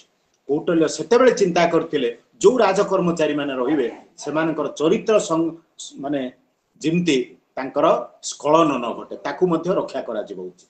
ଏବଂ ଯୋଉମାନେ ଏଇ ଚରିତ୍ର ସ୍ଖଳନରୁ ଉତ୍ତୀର୍ଣ୍ଣ ହେବେ ସେମାନଙ୍କୁ ମାନେ ରାଜାଙ୍କର ମାନେ ଏଇ ଯୋଉ ଦୁର୍ଗ ବା ମହିଳା ମାନଙ୍କର କାର୍ଯ୍ୟ ବା ଯୋଉଠି ଆପଣଙ୍କର ଆଜିକାଲି କହୁଛନ୍ତି ରାଣୀ ଇତ୍ୟାଦି ଯୋଉମାନେ ଅଛନ୍ତି ସେମାନଙ୍କର ସୁରକ୍ଷା କର୍ତ୍ତା ଭାବରେ କାର୍ଯ୍ୟ କରାଯିବ। ତାପରେ ହେଲା ମାନେ ଭୟପଧା, ଯୋଉମାନଙ୍କର ଭୟ ନାହିଁ ସେମାନଙ୍କୁ ସୈନିକ, ପୋଲିସ ବା ଇତ୍ୟାଦି ଲୋକଙ୍କୁ ରହିବ। ସେମାନଙ୍କୁ ମାନେ ନିଯୁକ୍ତି ଦବ, ସେମାନଙ୍କର ଭୟ ଥିବ, ସେମାନେ ଡରିକି କିଛି କାମ କରିବେ ନାହିଁ, ଭୟପଧାରୁ ଉତ୍ତୀର୍ଣ୍ଣ ହେବେ। ଏବଂ ଏଇଭଳି 4ଟି ସେ କ'ଣ କରିଛନ୍ତି ଯେ ତାର ଏମାନଙ୍କର କାର୍ଯ୍ୟକ୍ରମ ରଖିଛନ୍ତି। ତେଣୁକରି ଏଇ ଯୋଉ ଜିନିଷ ଗୁଡ଼ିକ केते सुंदर अर्थशास्त्र वर्णना होती राष्ट्र उन्नति पाई से कथा से चिंता कर तापर से कहले जे राजांकर काम हला राष्ट्र मंगल करवा। आज आम राष्ट्र जनमंगल राष्ट्र वेलफेयर स्टेट कथा कहूचे सेते बेले कौटल्य जनमंगल राष्ट्र कथा कही केमिति राज्य रे जदि अकर्मण्य वृद्ध एवं पिता माता विहीन माने जो मानकर बापा माँ नहांती निसहाय असहाय किंबा वृद्ध वृद्धा अछंती सेमानकर पुत्र कन्या नहांती असहाय बा निसहाय सेमानक पई असहाय केन्द्र बा आज आम जहाँ को ऑर्फनेज कहूचे सेमती गठन करवा उचित। एवं कौटल्य कहते यही जो असहाय केन्द्र रे राजा निजे तनखी करेंगे एवं राजा निजे से गुड़ा बाहर करेंगे। एवं उदाहरण तो बहुत अच्छी समय सब गुड़ाक उदाहरण दे पारना जनमंगल राष्ट्र मध्य चिंता करते गोटे सुंदर उदाहरण कौटल्य कहले जेतेबेले आम देश में ग्रीष्म प्रवाह आरंभ हम आम साधारणतः पुराण रे जानिचे पणा संक्रांति बा मेष संक्रांति वर्षर आरंभ एवं तो अल्प दिन तुम पालन कले जेतेबेले संक्रांति बा वर्षर ग्रीष्म ऋतु आरंभ हम राजा कौन करेंगे रास्ता पूरा छक पानी हांडी को रखिए कौटल्य लेखाई माने तार माने संरचना बा तार एनालिसिस विश्लेषण करचंती सेमाने कहिचंती सेतेबेले फायर स्टेशन नथिला फायर ब्रिगेड नथिला कौटल्य महामना कौटल्य सेतेबेले चिंता करतिले जे हांडी रे पानी रखिले एक रे जीव जगत पानी पाइबे मनुष्य माने रास्ता रे पानी पाइबे आजिकल पंचायत रे आरंभ करी शहर बाड़ी सबुआडे खरा हेले पानी रखुचंती एटा बड़ कथा न किंतु सेतेबेले फायर ब्रिगेड बा पानी निया दिबा जंतर नथिला एवं जदि दरकार पड़ले निया माने जदि निया लागला ताहले छक जाग आपण माने हांडी रे पानी नै कि रक्षा कर केडी सुंदर जिंस देखंतु किछि वर्ष तळे भारत सरकार एई मेष संक्रांति को बा जो दिन ठारू भारत रे गरम आरंभ बोली चिंता करा जाय सेही दिन को फायर ब्रिगेड डे बा अग्नि सेवा दिवस रूप पालन कर महामना कौटल्य ग्रीष्म ऋतु रे पानी रखा द्वारा निया काम चिंता करथिले एवं ताहाकू आज भारत सरकार फायर ब्रिगेड डे चिंता करचंती जोटा कि आपनकर मेष संक्रांति को आज आम पालन कर प्राय एप्रिल 14 रे पड़ुचे एप्रिल 14 दिन फायर स्टेशन वाला माने एटा को पालन करचंती केडे सुंदर जिंस देखन ताहे सेटा होची गोटे जनमंगल राष्ट्र चिंताधारा तापर से कहिले जे देश को शासन करबा पाए न्याय व्यवस्था सुदृढ़ हवा दरकार एवं कौटल्य कहिले जे विचार विभाग राजानक ठारू अलग हो अर्थात आज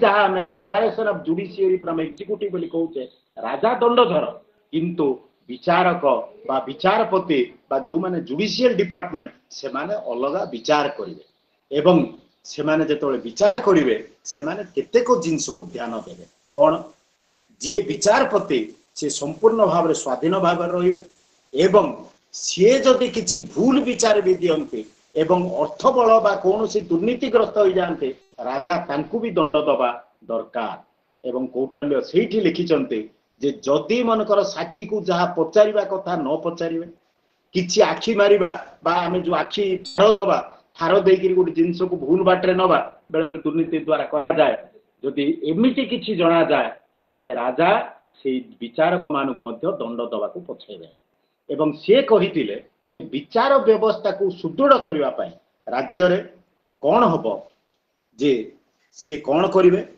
जो दुर्ग बा कैपिटल राजधानी रे उच्च न्यायालय राजा जोटी रहउचन तापरे आपण देखिबे कार्यनिर्वाही जोटी आपण गाँ गहली इत्यादि छोट छोट हाल तापरे जदि राजा भी चाहिए विभिन्न ग्राम को जाए बा विभिन्न शहर को जाए सेठी आपण विचार व्यवस्था करिवे जाकी भ्राम्यमाण अदालत जहाँ को इंग्राजी रे कहा जाए इटिनेरेंट कोर्ट आजिकल मोबाइल कोर्ट कहा जाए ठीक सेमती आमर हाई कोर्ट बेंच व्यवहार करा जाए बोली पश्चिम ओडिशा रे दाबी करचंती अविभक्त कोरापुट जिल्ला रे दाबी करचंती बा इत्यादि इत्यादि सेमती विभिन्न बेंच बा विभिन्न विभाग सेते बेले कौटल्य चिंता करथिले केवल राजधानी रे विचार विभाग रहिबो लोक माने न्याय पाइबे नाही न्याय पाइबा पई हेले आपनकर एग्जीक्यूटिव कोर्ट बा मजिस्ट्रेट कोर्ट शासक मानकर बा लोक मानकर व्यवस्था बुझिबे राजा निजे भ्राम्यमाण अदालत भलिया विभिन्न जगह को जाई न्याय प्रदान करे केडे सुंदर व्यवस्था देखंतु भारत वर्ष रे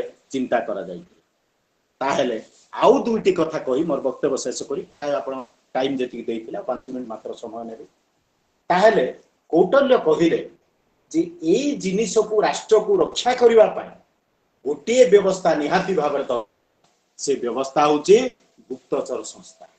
कौटल्य तांकर अर्थशास्त्र रे गुढ़ पुरुष बा गुप्तचर संस्था कथा कहिचन एवं एई गुप्तचर संस्था काहे कि जे राज्य को बाहर शत्रु आक्रमण रक्षा करिवा पाए देश भीतर शत्रु को दमन करिवा पाए एवं राजा कौन करिवे जे मु गोटे जिनस से समय भूली जाइतिली राजा निजर कर्तव्य रे प्रथम नलिक बा प्रथम घंटे 1.5 घंटा जो सकाळ उठिबे प्रथम कर्तव्य हला गुप्तचर मानकर तथ्य से प्रथम रे सुनिबे सकाळ तांकर प्रथम राजांकर कर्तव्य एवं गुप्तचरंकर कार्य बा तनखी करिबा एवं राजांकर प्रथम कर्तव्य जहा द्वारा कि गोटा राष्ट्र संपूर्ण भाव में संरक्षित हो रहिबो एवं ए गुप्तचर 9 प्रकार भाव में से चिंता करथिले कोन से जो गुढ़ पुरुष बा गुप्तचर होउचंती कापटिक छात्र से माने छात्र भलिया देखिबे बुली कि तथ्य संग्रह करिवे उदास्थित आज्ञा घर द्वार नहीं मु बुलुची मो स्त्री छाड़ देला से पुओ मते पचार नहीं उदास्थित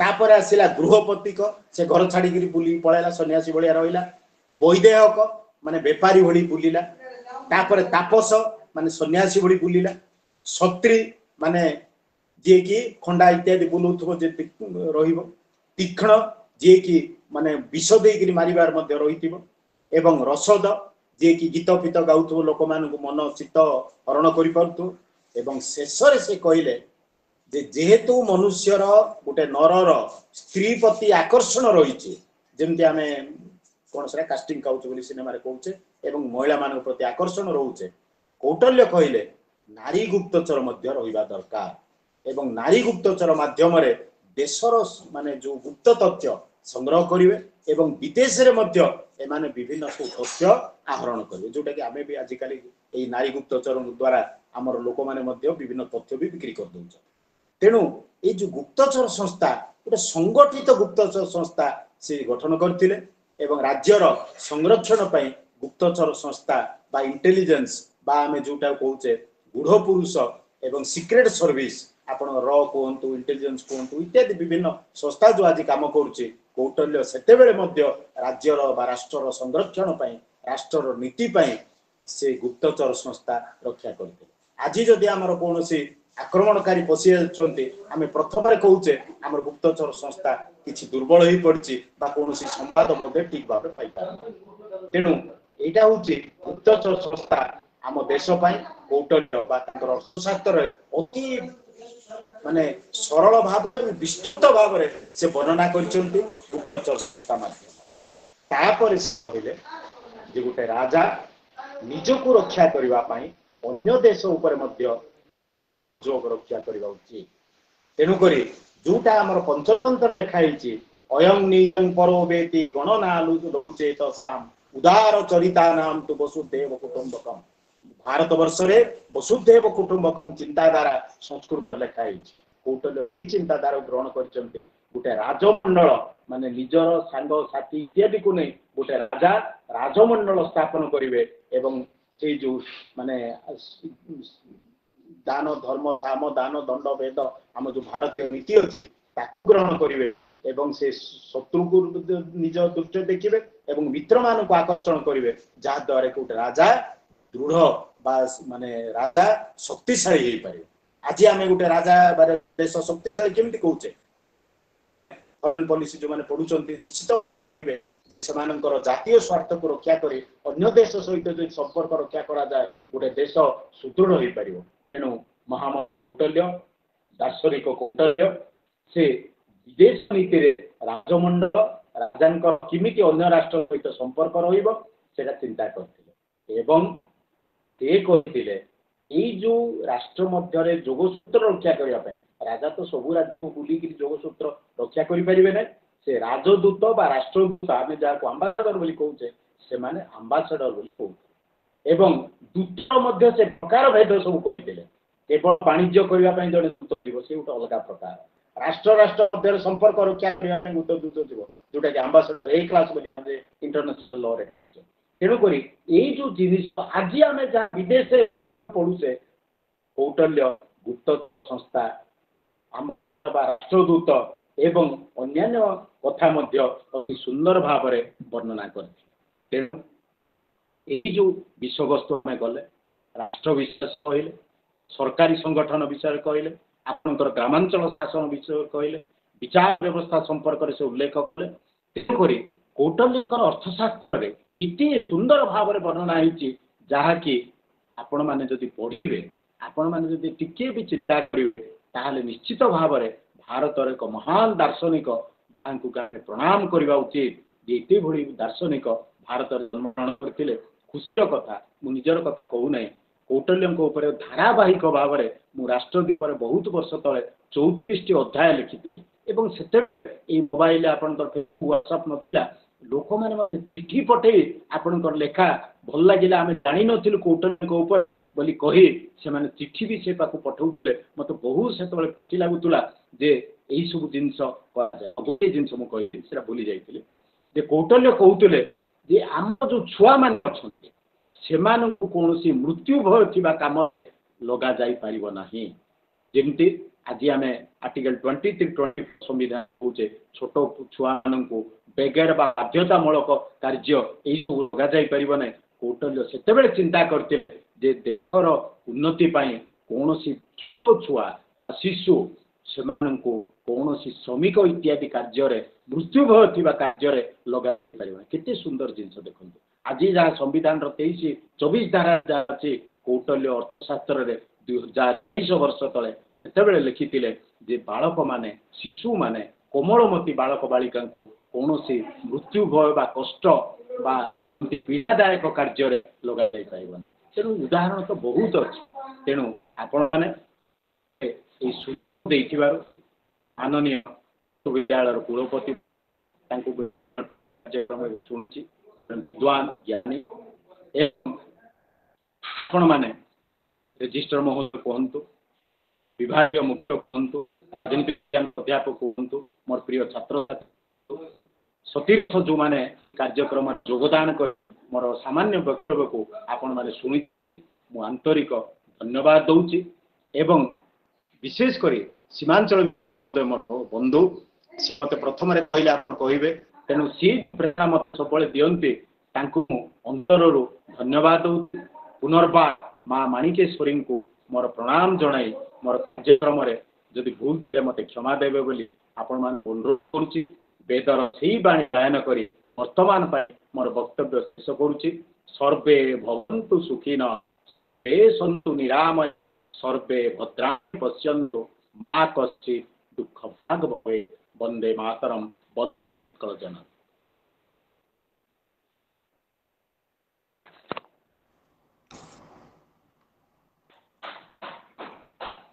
ବହୁତ ବହୁତ ଧନ୍ୟବାଦ ସାର୍। ଜଣେ ରାଜନୀତି ବିଜ୍ଞାନର ଗବେଷକ ଭାବରେ, ଛାତ୍ର ଭାବରେ କୌଟିଲ୍ୟଙ୍କର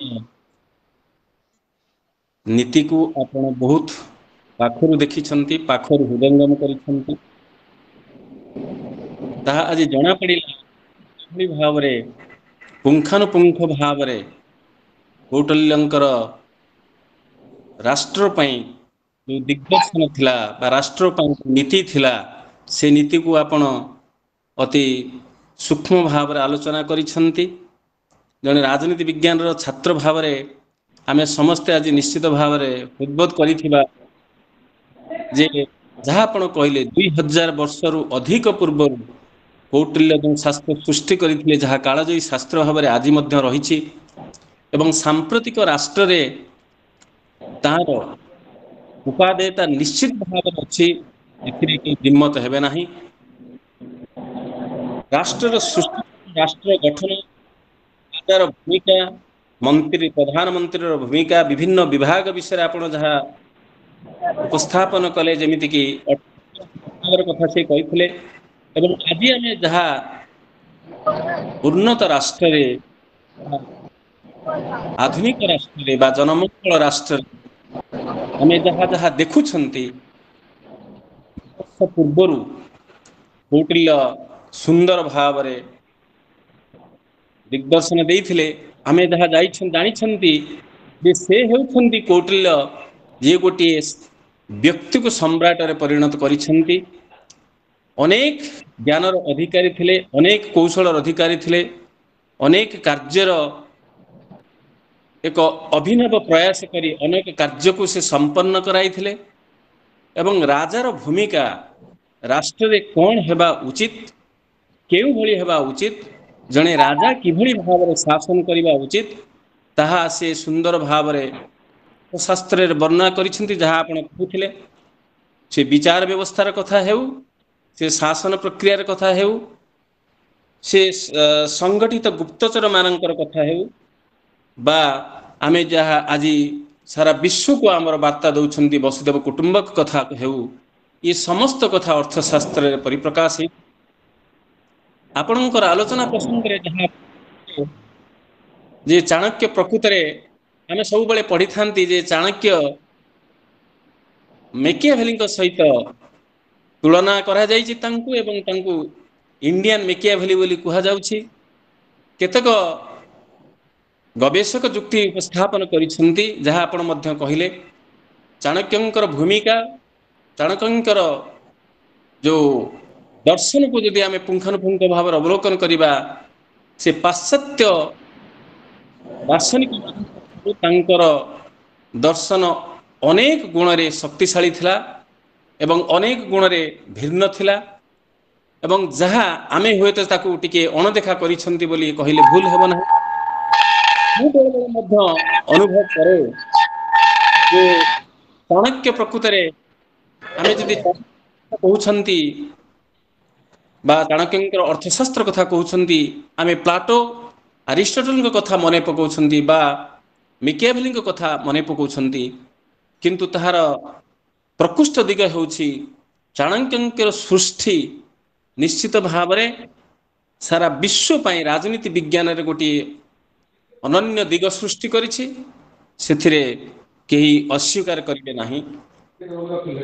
ରାଜନୀତିର ଆପଣ ଯେଉଁ ଶତାଙ୍ଗ ଥିଓରି ଅଫ୍ ଷ୍ଟେଟ୍ ଯେଉଁଟା ରାଷ୍ଟ୍ର ଚାଣକ୍ୟ ଦେଇଥିଲେ, ବା ଅଷ୍ଟାଙ୍ଗ ଥିଓରି ଆପଣ କହିଲେ, ତତ୍ତ୍ୱ କହିଲେ, ସେ ସ୍ୱାମୀ, ଅମତ୍ୟ, ଜନପଥ, ଦୁର୍ଗ, କୋଶ, ଦଣ୍ଡ, ମିତ୍ର, ଶତ୍ରୁ, ଅଲ୍ ଦିସ୍ ଥିଙ୍ଗସ୍ ଯେଉଁ ଆପଣ କହିଲେ, ଇଏ ସବୁରେ ଗୋଟିଏ ଗୋଟିଏ ତତ୍ତ୍ୱ ନିହିତ ହେଇକି ରହିଛି। ଏବଂ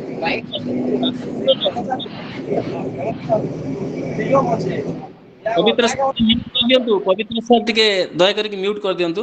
ପବିତ୍ର ସାର୍, ପବିତ୍ର ସାର୍ ଟିକେ ମ୍ୟୁଟ୍ କରିଦିଅନ୍ତୁ, ବୋଧେ ବାହାରେ ଅଛନ୍ତି, ସାଉଣ୍ଡ ଆସୁଛି। ତେଣୁ ଆମେ ଯଦି ପ୍ରତ୍ୟେକ ଆସ୍ପେକ୍ଟକୁ ଦେଖିବା ଚାଣକ୍ୟଙ୍କର ନୀତି ଭିତରେ, ଆଜି ମଧ୍ୟ ତାହାର ଗୁରୁତ୍ୱ ଏତେ ମାତ୍ରାରେ ରହିଛି। ଯଦି ଆମେ ମଡର୍ଣ୍ଣ ଆସ୍ପେକ୍ଟ ସାର୍ ଦେଖିବା, ଆମେ ଦେଖୁଛନ୍ତି whether it is leadership management, whether it is conflict resolution, whether it is diplomacy, और ଆମେ ଯଦି ଇଫେକ୍ଟିଭ ଡିସିସନ ମେକିଂ ପ୍ରୋସେସ କଥା କହିବା, ବା ଯୋଉଟା କି ମେଣ୍ଟେନିଂ ଇଣ୍ଟିଗ୍ରିଟି କଥା କହିବା, ଯଦି ଆମେ ଦେଖିବା, ମୋଷ୍ଟ ଇମ୍ପୋର୍ଟାଣ୍ଟ କଥା ହେଉଛି ସମସ୍ତ ଫିଲୋସଫର ବା ଦାର୍ଶନିକ ଯାହାକୁ ପ୍ରାଧାନ୍ୟ ଦେଇଥାନ୍ତି ଅଣ୍ଡରଷ୍ଟାଣ୍ଡିଂ ହ୍ୟୁମାନ ନେଚର କଥା କହିବା। ଏହି ପରିପ୍ରେକ୍ଷୀରେ ଆମେ ଦେଖୁଛନ୍ତି, ଆପଣ ଯେଉଁ ନେସନ ବିଲ୍ଡିଂର କଥା କହୁଥିଲେ, ରାଷ୍ଟ୍ରରେ ରାଜାର ଭୂମିକା କ'ଣ ରହିଛି ତାକୁ ଶିଖେଇଛନ୍ତି, ଚନ୍ଦ୍ରଗୁପ୍ତ ମୌର୍ଯ୍ୟଙ୍କୁ ଶିଖେଇଥିଲେ ଚାଣକ୍ୟ, ଏବଂ ତାହାର କାର୍ଯ୍ୟ ସେଇଭଳି ଏଭଳି ଭାବରେ କାର୍ଯ୍ୟ ଶିଖାଯାଇଥିଲା, ବା ରାଜନୀତି ଶିଖାଯାଇଥିଲା, ଶାସନ କରିବାର କଳା ଶିଖାଯାଇଥିଲା। ସେ ଚନ୍ଦ୍ରଗୁପ୍ତ ମୌର୍ଯ୍ୟଙ୍କ ପରେ ବିନ୍ଦୁସାର ଏବଂ ବିନ୍ଦୁସାରଙ୍କ ପରେ ଅଶୋକଙ୍କ ପର୍ଯ୍ୟନ୍ତ ମଧ୍ୟ ସେହି କଳା ଚାତୁରୀକୁ ଏତେ ସୁନ୍ଦର ଭାବରେ ସେମାନେ ପ୍ରୟୋଗ କରିଥିଲେ କାର୍ଯ୍ୟରେ, ଏହା ଅମର ଆଜି ପର୍ଯ୍ୟନ୍ତ ଲିପିବଦ୍ଧ ହୋଇକି ରହିଛି। ଏବଂ ସବୁଠାରୁ ବଡ଼ କଥା ଆପଣ ଯୋଉଟା କହୁଥିଲେ, ଯେ ଯେମିତି ଚାଣକ୍ୟ କହୁଥିଲେ ଯେ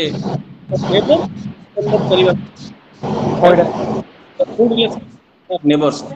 ପବିତ୍ର ସାର୍ ଆପଣ କାହିଁକି ମ୍ୟୁଟ୍ କରିଦିଅନ୍ତୁ, ପବିତ୍ର ସାର୍, ପବିତ୍ର ସାର୍ ଶୁଣିପାରୁଛନ୍ତି? ହଁ sir, thank you sir, thank you so much. ତେଣୁ ଏଇ ରାଜନୈତିକ ଚିନ୍ତାଧାରା ଭିତରେ ଆମେ ଯେତେବେଳେ ଦେଖିଛନ୍ତି ରାଜନୀତିରେ ନୈତିକତାର ଗୁରୁତ୍ୱ, ରାଜନୀତିରେ ମୋରାଲିଟିର ଗୁରୁତ୍ୱ ସେ ଦେଖିଛନ୍ତି, ଏବଂ ତାକୁ ସୁନ୍ଦର ଭାବରେ ପ୍ରୟୋଗ କରିବା ପାଇଁ ଚନ୍ଦ୍ରଗୁପ୍ତ ମୌର୍ଯ୍ୟ ଟ୍ରେନିଂ ଦେଇଛନ୍ତି। ଅନେକ କଥା ରହିଛି ଆଜ୍ଞା, କୌଟିଲ୍ୟଙ୍କ କଥା ଆମେ ଦେଖିଛନ୍ତି, ତାଙ୍କର ଫିଲୋସଫି ଏତେ ବଳିଷ୍ଠ ଫିଲୋସଫି ଥିଲା, ଦର୍ଶନ ଥିଲା, ଯୋଉଟା କି ଗୋଟିଏ ବ୍ୟକ୍ତିର ଜୀବନରେ ନିଶ୍ଚିତ ଭାବରେ ସ୍ୱୀକୃତି ରହିବାର ଆବଶ୍ୟକତା ରହିଛି। ତାକୁ ମୁଁ ଏମିତି କହିପାରେ, ତାଙ୍କ philosophy actually something which encourages the individual to acknowledge and understand the truth of life. ଜଣେ ଖାଲି ଗୋଟେ ରାଜା ନୁହେଁ, ପ୍ରତ୍ୟେକ ବ୍ୟକ୍ତି ତାକୁ ସୁନ୍ଦର ଭାବରେ ବୁଝିବା ପାଇଁ ପ୍ରତି ପଦକ୍ଷେପରେ ପ୍ରୟାସ କରିବାର ଆବଶ୍ୟକତା ରହିଛି। ତା ରାଷ୍ଟ୍ରରେ ପ୍ରୟୋଗାତ୍ମକ କଳା ହେଉ, ରାଷ୍ଟ୍ରକୁ ଶାସନ କରିବାର ଚଳା ହେଉ, ବା ଆଜି ଯୋଉଟା ଆମେ ଗଭର୍ଣ୍ଣାନ୍ସର କଥା କହୁଛନ୍ତି ହଉ, ବା ଆପଣ ଯେମିତି ଗୁପ୍ତଚର କଥା କହୁଥିଲେ, ସୁନ୍ଦର ଭାବରେ ସବୁ ଜିନିଷକୁ ଆପଣ କନେକ୍ଟ କଲେ ଯେ ଗୋଟେ ଆଚରଣ କେମିତି ରହିବା ଦରକାର, ଯେ ଗୋଟେ ବିଚାରଧାରା କେମିତି ରହିବା ଦରକାର, ଏବଂ ସବୁଠାରୁ ଗୁରୁତ୍ୱପୂର୍ଣ୍ଣ କଥା ଆପଣ ଯେମିତି କହୁଥିଲେ, ଯେତେବେଳେ ରାଜକର୍ମଚାରୀଙ୍କୁ ନିଯୁକ୍ତି କରାଯାଉଛି, ଆଜି ଯୋଉଟା କ୍ରାଇସିସ୍ ଭାବରେ ଦେଖା ଦେଇଛି, ରାଜକର୍ମଚାରୀମାନଙ୍କୁ ଯେ ଧର୍ମପଦା ହଉ, ଅର୍ଥପଦା ହଉ, କାମପଦା ହଉ, ଭୟପଦା ହଉ, ଯୋଉ କଥା ଆପଣ କହିଲେ, ସେ ସବୁକୁ ଆଜି ମଧ୍ୟ ଆମେ ଗୁରୁତ୍ୱ ଭାବରେ ଗ୍ରହଣ କରିଛନ୍ତି। ଏବଂ ଗୋଟେ ରାଷ୍ଟ୍ରର ସଫଳତା କେବଳ ରାଜାଙ୍କ ଉପରେ ନିର୍ଭର କରେ ନାହିଁ। ଗୋଟେ ସଫଳ ରାଷ୍ଟ୍ର ସେତେବେଳେ ହେବ ଯେତେବେଳେ ଆପଣ ଯୋଉଟା ପ୍ରଥମରୁ କହିଥିଲେ, ରାଜା, ରାଜ୍ୟ ଏବଂ ପ୍ରଜା ଏ ତିନୋଟି ଗୋଟେ ଯେମିତି ଟ୍ରାଙ୍ଗଲ ବା ତ୍ରିଭୁଜ ଭିତରେ ରହିଛନ୍ତି, ସେଇ ତ୍ରିଭୁଜ ଭିତରେ ସଠିକ ସମନ୍ୱୟ ରହିବାର ଆବଶ୍ୟକତା ରହିଛି। ଯଦି କଥା ରହୁଛି ଯେ 2000 ବର୍ଷ ପୂର୍ବରୁ ଲେଖିଥିବା କଥା ଆଜି ସମାଜରେ ଏତେ ମାତ୍ରାରେ ପ୍ରଭାବ ପକାଉଛି, ଆଜି ସମାଜରେ ଗଭର୍ଣ୍ଣାନ୍ସକୁ ଗୋଟେ ସଠିକ ଦିଗ ଦେଖାଉଛି, ତାହେଲେ ନିଶ୍ଚିତ ଭାବରେ ଆମ ପାଇଁ, ସମସ୍ତଙ୍କ ପାଇଁ ନିଶ୍ଚିତ ଭାବରେ ତାହା କ'ଣ ହବ ନା ଗୋଟେ ଆଶ୍ଚର୍ଯ୍ୟ କଥା ହବ। ଏଇ ଭାରତ ବର୍ଷର ଭାରତ ଭୂମିରେ ମୌର୍ଯ୍ୟ ବଂଶକୁ ସ୍ଥାପନ କରିବା ପାଇଁ ସେ ଗୋଟେ ନିର୍ଦ୍ଦିଷ୍ଟ ଲକ୍ଷ୍ୟ ରଖିଥିଲେ, ଏବଂ ସେଇ ଲକ୍ଷ୍ୟ ପରବର୍ତ୍ତୀ ମୁହୂର୍ତ୍ତରେ ସାରା ବିଶ୍ୱକୁ ଗୋଟିଏ ଅଲଗା ପ୍ରକାର ବାର୍ତ୍ତା ଦେଇଥିଲା। ଏବଂ ଅଶୋକଙ୍କ ପରେ ପରେ ମଧ୍ୟ ଆଜି ରାଜନୀତିର ଦୃଷ୍ଟିକୋଣରୁ ଦେଖିଲେ ଯେତେ ଶାସକ ଆସିଛନ୍ତି ଭାରତ ବର୍ଷର, ଯାହା ଆପଣ କହୁଥିଲେ ସମ୍ବିଧାନ ତିଆରି ହେଇଛି, ସମ୍ବିଧାନରେ ଯାହା ଯାହା ଆମେ ଆଜି ଦେଖୁଛୁ, ଯେମିତି ଆପଣ କହୁଥିଲେ ଯେ ରାଇଟ୍ ଏଗେନ୍ଷ୍ଟ ଏକ୍ସପ୍ଲୟଟେସନ କଥା କହୁଥିଲେ, ଚାଇଲ୍ଡ ଲେବର କଥା କହୁଥିଲେ, ସେ କଥା ସେତେବେଳେ ତାଙ୍କ ମୁଣ୍ଡକୁ ଆସିଥିଲା, ଚାଣକ୍ୟଙ୍କ ମୁଣ୍ଡକୁ, ଏବଂ ତାହା ଆଜି ମଧ୍ୟ ଆମେ ଅନୁଭବ କରୁଛନ୍ତି। ଯାହା ଆମର ଆଜି ବିଷୟବସ୍ତୁ ରଖାଯାଇଛି ଯେ ସାମ୍ପ୍ରତିକ ରାଷ୍ଟ୍ର ପାଇଁ ଚାଣକ୍ୟଙ୍କ ଚିନ୍ତାଧାରା ଆବଶ୍ୟକତା ରହିଛି, ଅତି ସୁନ୍ଦର ଭାବରେ ଆବଶ୍ୟକତା ରହିଛି। ଯେମିତି ସେ କହୁଥିଲେ, ଗୋଟେ କଥା ଆମେ ସମସ୍ତେ ଜାଣିଛନ୍ତି ଯେ ସେ କ'ଣ କହୁଥିଲେ ନା ଗୋଟେ ରାଜନୀତି ହଉ ବା ରାଜନୀତିକୁ ପରିଚାଳନା କରିବାର ଯେଉଁମାନଙ୍କୁ ଦାୟିତ୍ୱ ରହିଛି, ସେମାନଙ୍କର ବ୍ୟକ୍ତିଗତ ଜୀବନରେ ନିଶ୍ଚିତ ଭାବରେ ସମ୍ପୂର୍ଣ୍ଣ ଭାବରେ ପରିବର୍ତ୍ତନ ଆସିବାର ଆବଶ୍ୟକତା ରହିଛି। ଯିଏ ରାଜନୀତିକୁ ପରିଚାଳନା କରୁଛି, ଯେ ରାଜନୀତି ତ ହେଉଛି ରାଷ୍ଟ୍ରକୁ ପରିଚାଳନା କରିବାର ଗୋଟେ କଳା, ଯାହା କୌଟିଲ୍ୟ କହୁଥିଲେ, ଏବଂ ସେଇ ଜିନିଷଟାକୁ ଯେଉଁମାନେ କରୁଛନ୍ତି ସେମାନଙ୍କର ବ୍ୟକ୍ତିଗତ ସ୍ତରରେ ଯଦି ପରିବର୍ତ୍ତନ ନ ଆସିବ, ସେମାନଙ୍କର ବ୍ୟବହାରରେ ଯଦି ପରିବର୍ତ୍ତନ ନ ଆସିବ, ତାହେଲେ ସେ ରାଷ୍ଟ୍ରରେ ଯେଉଁ ତାଙ୍କର ସବଜେକ୍ଟ ମାନେ ରହିଲେ, ପ୍ରଜାମାନେ ରହିଲେ, ସେ ତାଙ୍କର ସୁଖ ପାଇଁ କୌଣସି କାର୍ଯ୍ୟ କରିପାରିବେ ନାହିଁ, ବା ସେମାନଙ୍କର ଭଲ ପାଇଁ ସେମାନେ କିଛି କାର୍ଯ୍ୟ କରିପାରିବେ ନାହିଁ। ତେଣୁକରି ଯୋଉଠି ପ୍ରତି ମୁହୂର୍ତ୍ତରେ କୌଟିଲ୍ୟ ସବୁବେଳେ କହୁଥିଲେ ଯେ ଯିଏ ରାଷ୍ଟ୍ରର ଲିଡର, ଯିଏ ସେ ରାଜା ହେଉ, ଯେ ରାଷ୍ଟ୍ରର leader, A leader is the face of the nation, Hi is the reflection of the society. ତେଣୁ ରାଜା ଯଦି ଭଲ ହେଲେ ରାଷ୍ଟ୍ର ନିଶ୍ଚିତ ଭାବରେ ଭଲ ହେବ। ଏବଂ ସେଥିପାଇଁ ଆପଣଙ୍କର ଆଜିର ଆଲୋଚନା ଅତି ସୁନ୍ଦର ଭାବରେ ଗୋଟେ ରାଷ୍ଟ୍ର ଗଠନ ଦିଗରେ ଆଜି ରାଜନୀତି ବିଜ୍ଞାନର ଛାତ୍ରମାନେ ଅଛନ୍ତି ଏବଂ କେତେ ଅଧ୍ୟାପକ ଅଧ୍ୟାପିକା ମାନେ ଅଛନ୍ତି। ଆଜି ଏହି କାର୍ଯ୍ୟକ୍ରମରେ ଆମେ କୌଟିଲ୍ୟଙ୍କ ବିଷୟରେ ଅନେକ କଥା ଶୁଣିଥିବା, ଜାଣିଥିବା, କିନ୍ତୁ ତାକୁ ଆଉ ଟିକେ ଦୋହରାଇକି ପୁଣି ଯେତେବେଳେ ଗୋଟେ ସମୟ ସୃଷ୍ଟି ହେଇଛି, ଆଜି ଗୋଟେ ମୁହୂର୍ତ୍ତ ଆମ ପାଇଁ ଆସିଛି, ତାକୁ ଆଉ ଟିକେ ରିଫ୍ଲେକ୍ସନ କରିବାର ଯେଉଁ ଆଜି ଆପଣ ସୁଯୋଗ ସୃଷ୍ଟି କରିଛନ୍ତି, ସେଥିପାଇଁ ଆପଣଙ୍କୁ ଅନେକ ଅନେକ ଧନ୍ୟବାଦ ମୁଁ ଦେବି। ଗୋଟିଏ କଥା ମୁଁ କହିବି ଯେ କୌଟିଲ୍ୟ ଯେମିତି କହୁଥିଲେ, ଟିକେ ଯଦି ଆମେ ଫିଲୋସଫିକାଲ ତାଙ୍କର ଫିଲୋସଫିକାଲି ଆମେ ଦେଖିବା, a man is great by deeds not by birth. ତେଣୁ ସେ ସେତେବେଳେ ପର୍ସନାଲ ମେରିଟ ଉପରେ ପ୍ରାଧାନ୍ୟ ଦେଉଥିଲେ, ପର୍ସନାଲ ଆକ୍ସନ ଉପରେ ପ୍ରାଧାନ୍ୟ ଦେଉଥିଲେ। ଗୋଟେ ସମାଜକୁ, ସାମାଜିକ ନ୍ୟାୟକୁ ଆମେ ଯଦି ପ୍ରକୃତ ହାସଲ କରିବା ପାଇଁ ଗୋଟେ ରାଜାଙ୍କର ପଦକ୍ଷେପ ରୁହେ, ସେଠି ବ୍ୟକ୍ତିର ପର୍ସନାଲ ମେରିଟକୁ ପ୍ରାଧାନ୍ୟ ଦେବାର ଆବଶ୍ୟକତା ରହିଛି। ଏବଂ ସାଧାରଣ ଜୀବନରେ ପ୍ରତ୍ୟେକ ବ୍ୟକ୍ତି ଯାହା ଯାହା ଅନୁକରଣ କରିବା, ତାହା ମଧ୍ୟ କରିବା ପାଇଁ ସେ ଉପଦେଶ ଦେଇଛନ୍ତି। ଯେମିତିକି ପିଲାମାନଙ୍କ ପାଇଁ ଆପଣ କହୁଥିଲେ ବହୁତ କଥା, ଯେ ସେ କହୁଥିଲେ ଆମକୁ, you fondle a son until he is 5 years of age and you just stick for another 10 years, but when he attain his 16 years treat him as a friend। ତେଣୁ प्रत्येक धारारे तांकर जो बलिष्ठ उपदेश थिला खाली राजा पाई नथिला प्रत्येक व्यक्ति पाई प्रत्येक सिटीजन पाई बा नागरिक पाई यह उपादेय थिला। तेणु मु आशा करी आज आपण जो सुंदर भाव आलोकपात करिसंती सांप्रतिक राष्ट्र चाणक्य चिंताधारा कौन आवश्यकता रही कहीं आवश्यकता रही से निश्चित भाव में समस्त को यह उपादेय होइथिबो। आज जो माने ए कार्यक्रम रे जॉइन करिसंती बा जोड़ी होइसंती सेमानंक पई यह अत्यंत भाव में साहाय्यकारी हेबो एवं विशेषकर राजनीति विज्ञान छात्र माने आज अनेक कथा जानी पारिले पढ़ी थे किंतु आज जो आलोचना प्रसंग से बहुत कथा सार द्वारा जानीपारू से मु पुणी थे मोर हृदय सार विजय कुमार मिश्र को अशेष अशेष धन्यवाद ज्ञापन करुछि। एबे आमे कार्यक्रम परवर्ती पावच को जीवा एवं जहाँ आमर कार्यक्रम विधि तेणु मु एबे एई उत्तिष्ठतर बा उत्तिष्ठतर कर्णधार एवं जहाँकर मानस कन्या यही उत्तिष्ठत आज 155तम अध्याय पहुँची आम अनुष्ठान माँ माणिकेश्वरी विश्वविद्यालय कुलपति महोदय को करजोड़ी प्रार्थना करी से आजिर प्रसंग रे सबुथर भली सार असुस्थ अच्छा तथापि पदे हो पछे जदि आमे सार ठारू शुणी पारिबा आमे निश्चित भाव में टिके खुशी हवा भल लगिबो। सार विजयंकर मनमंथन चमत्कार नमस्कार सार नमस्कार नमस्कार विजय मन खुशी करदेल आज धन्यवाद सर कैलाश सुंदर भाव में पर्यालोचना कले प्रणाम सर। एबे कथा होची आज दिन रे मु जेतेबेले विषय कथा चिंता करूथिली विजयंक कथा चिंता करूथिली से समय मोर मन पड़े महाराजा पीके देव थे मत कही बाबू राज्य ठारू राजा बड़ नुहे राजा ठारू राज्य बड़ राज्य थिले आमे समस्ते अच्छे राज्य नथिले आमे कहीं नाही तेणु केड़े सुंदर कथा तापरे मुझे प्रसंग रे पचारि थी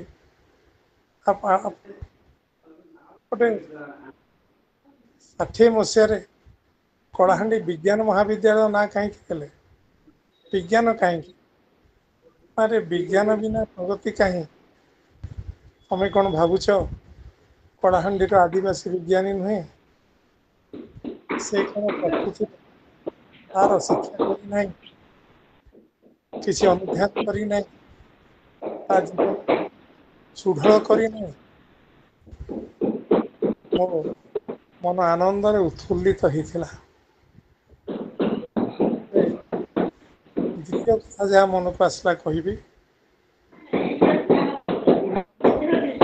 सर्वोपरि बहुबलर कथा कहू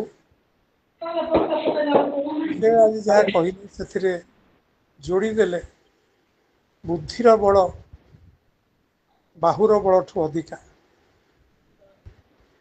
ये दुई बल बिना विकासर छक को आगे नवा संभव नुहे आमे अनेक बल ता धीरे जोड़िले टेक्निक रो बल अन्यान्य बल सब जोड़िले किंतु सबु पछरे आमे अस्वीकार करि परिबा नाही जे भाग्यर बल कालर बल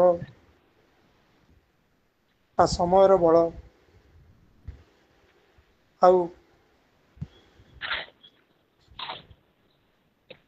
घटुथिबा किछि घटना जहाँ उपरे कहार बोला किसी असुविधा ही नहीं रे कहार कहार किछि हाँ ठीक ठक जीपी हैला तेणु ଦରଜ କୁଡେଇଥିଲେ କଣ ହେଇଥାନ୍ତା ଆମକୁ ନିୟନ୍ତ୍ରଣ କରୁଛି। ଆମେ ସମସ୍ତଙ୍କୁ ଆଦରି ନିଜର ବୁଦ୍ଧିକୁ ବିଶେଷ ଭାବରେ ବ୍ୟବହାର କଲେ ଆମେ ଗୋଟେ ସୁନ୍ଦର ପୃଥିବୀ ନିଶ୍ଚିତ ପାଇପାରିବା। ଧନ୍ୟବାଦ। ବହୁତ ବହୁତ ଧନ୍ୟବାଦ ସାର୍। ଆପଣ ଉତ୍ତିଷ୍ଠତକୁ କେତେ ଭଲ ପାଆନ୍ତି ଏଥିରୁ ଆମେ ସମସ୍ତେ ଜାଣିପାରୁଛେ ସାର୍।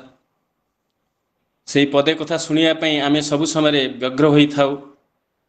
ଆଜି ଆମେ ସମସ୍ତେ ପୁଣି ଈଶ୍ୱରଙ୍କ ପାଖରେ ପ୍ରାର୍ଥନା କରୁଛୁ ଆପଣ ଶୀଘ୍ର ସୁସ୍ଥ ହୁଅନ୍ତୁ।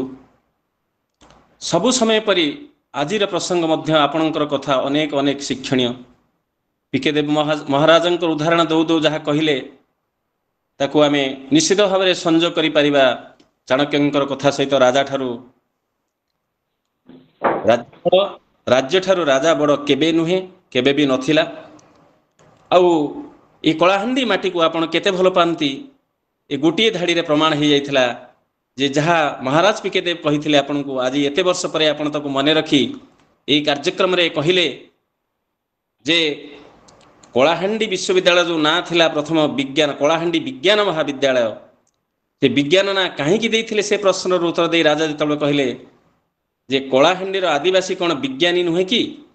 ଏଥିରେ କୌଣସି ସନ୍ଦେହ ନାହିଁ ସାର୍, ଏହା ସତ୍ୟ ଯେ କଳାହାଣ୍ଡିର ପ୍ରତ୍ୟେକଟି ଆଦିବାସୀ କୋଉଠି ବିଜ୍ଞାନୀ ପଡିଆରେ ନା ଏବଂ ତାଙ୍କର ବଡ ବିଜ୍ଞାନ କଳା ବା ଚାତୁରୀ ରହିଛି। ଏବଂ ଆମେ ଆପଣଙ୍କୁ ଶିଖିଲୁ ସାର୍ ଯେ ସବୁବେଳେ ବୁଦ୍ଧିର ବଳ ବୁଦ୍ଧି ଆଉ ବଳ ଦୁଇଟିକୁ ଯଦି ମିଶାଇ ସଠିକ ଭାବରେ ସଠିକ ରାସ୍ତାରେ ଆମେ ନିର୍ଣ୍ଣୟ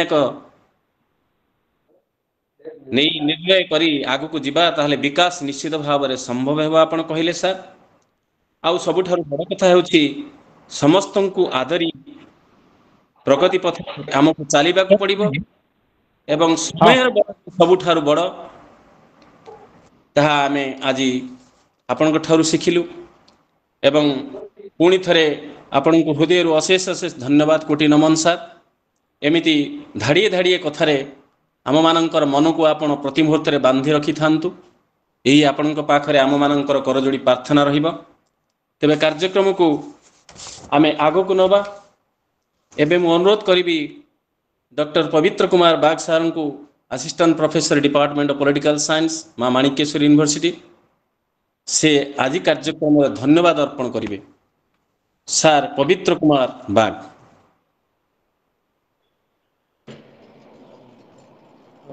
ଧନ୍ୟବାଦ ସାର୍।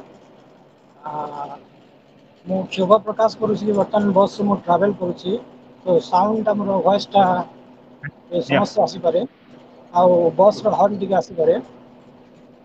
ସର୍ବପ୍ରଥମେ ମୁଁ ଧନ୍ୟବାଦ ଅର୍ପଣ କରିବି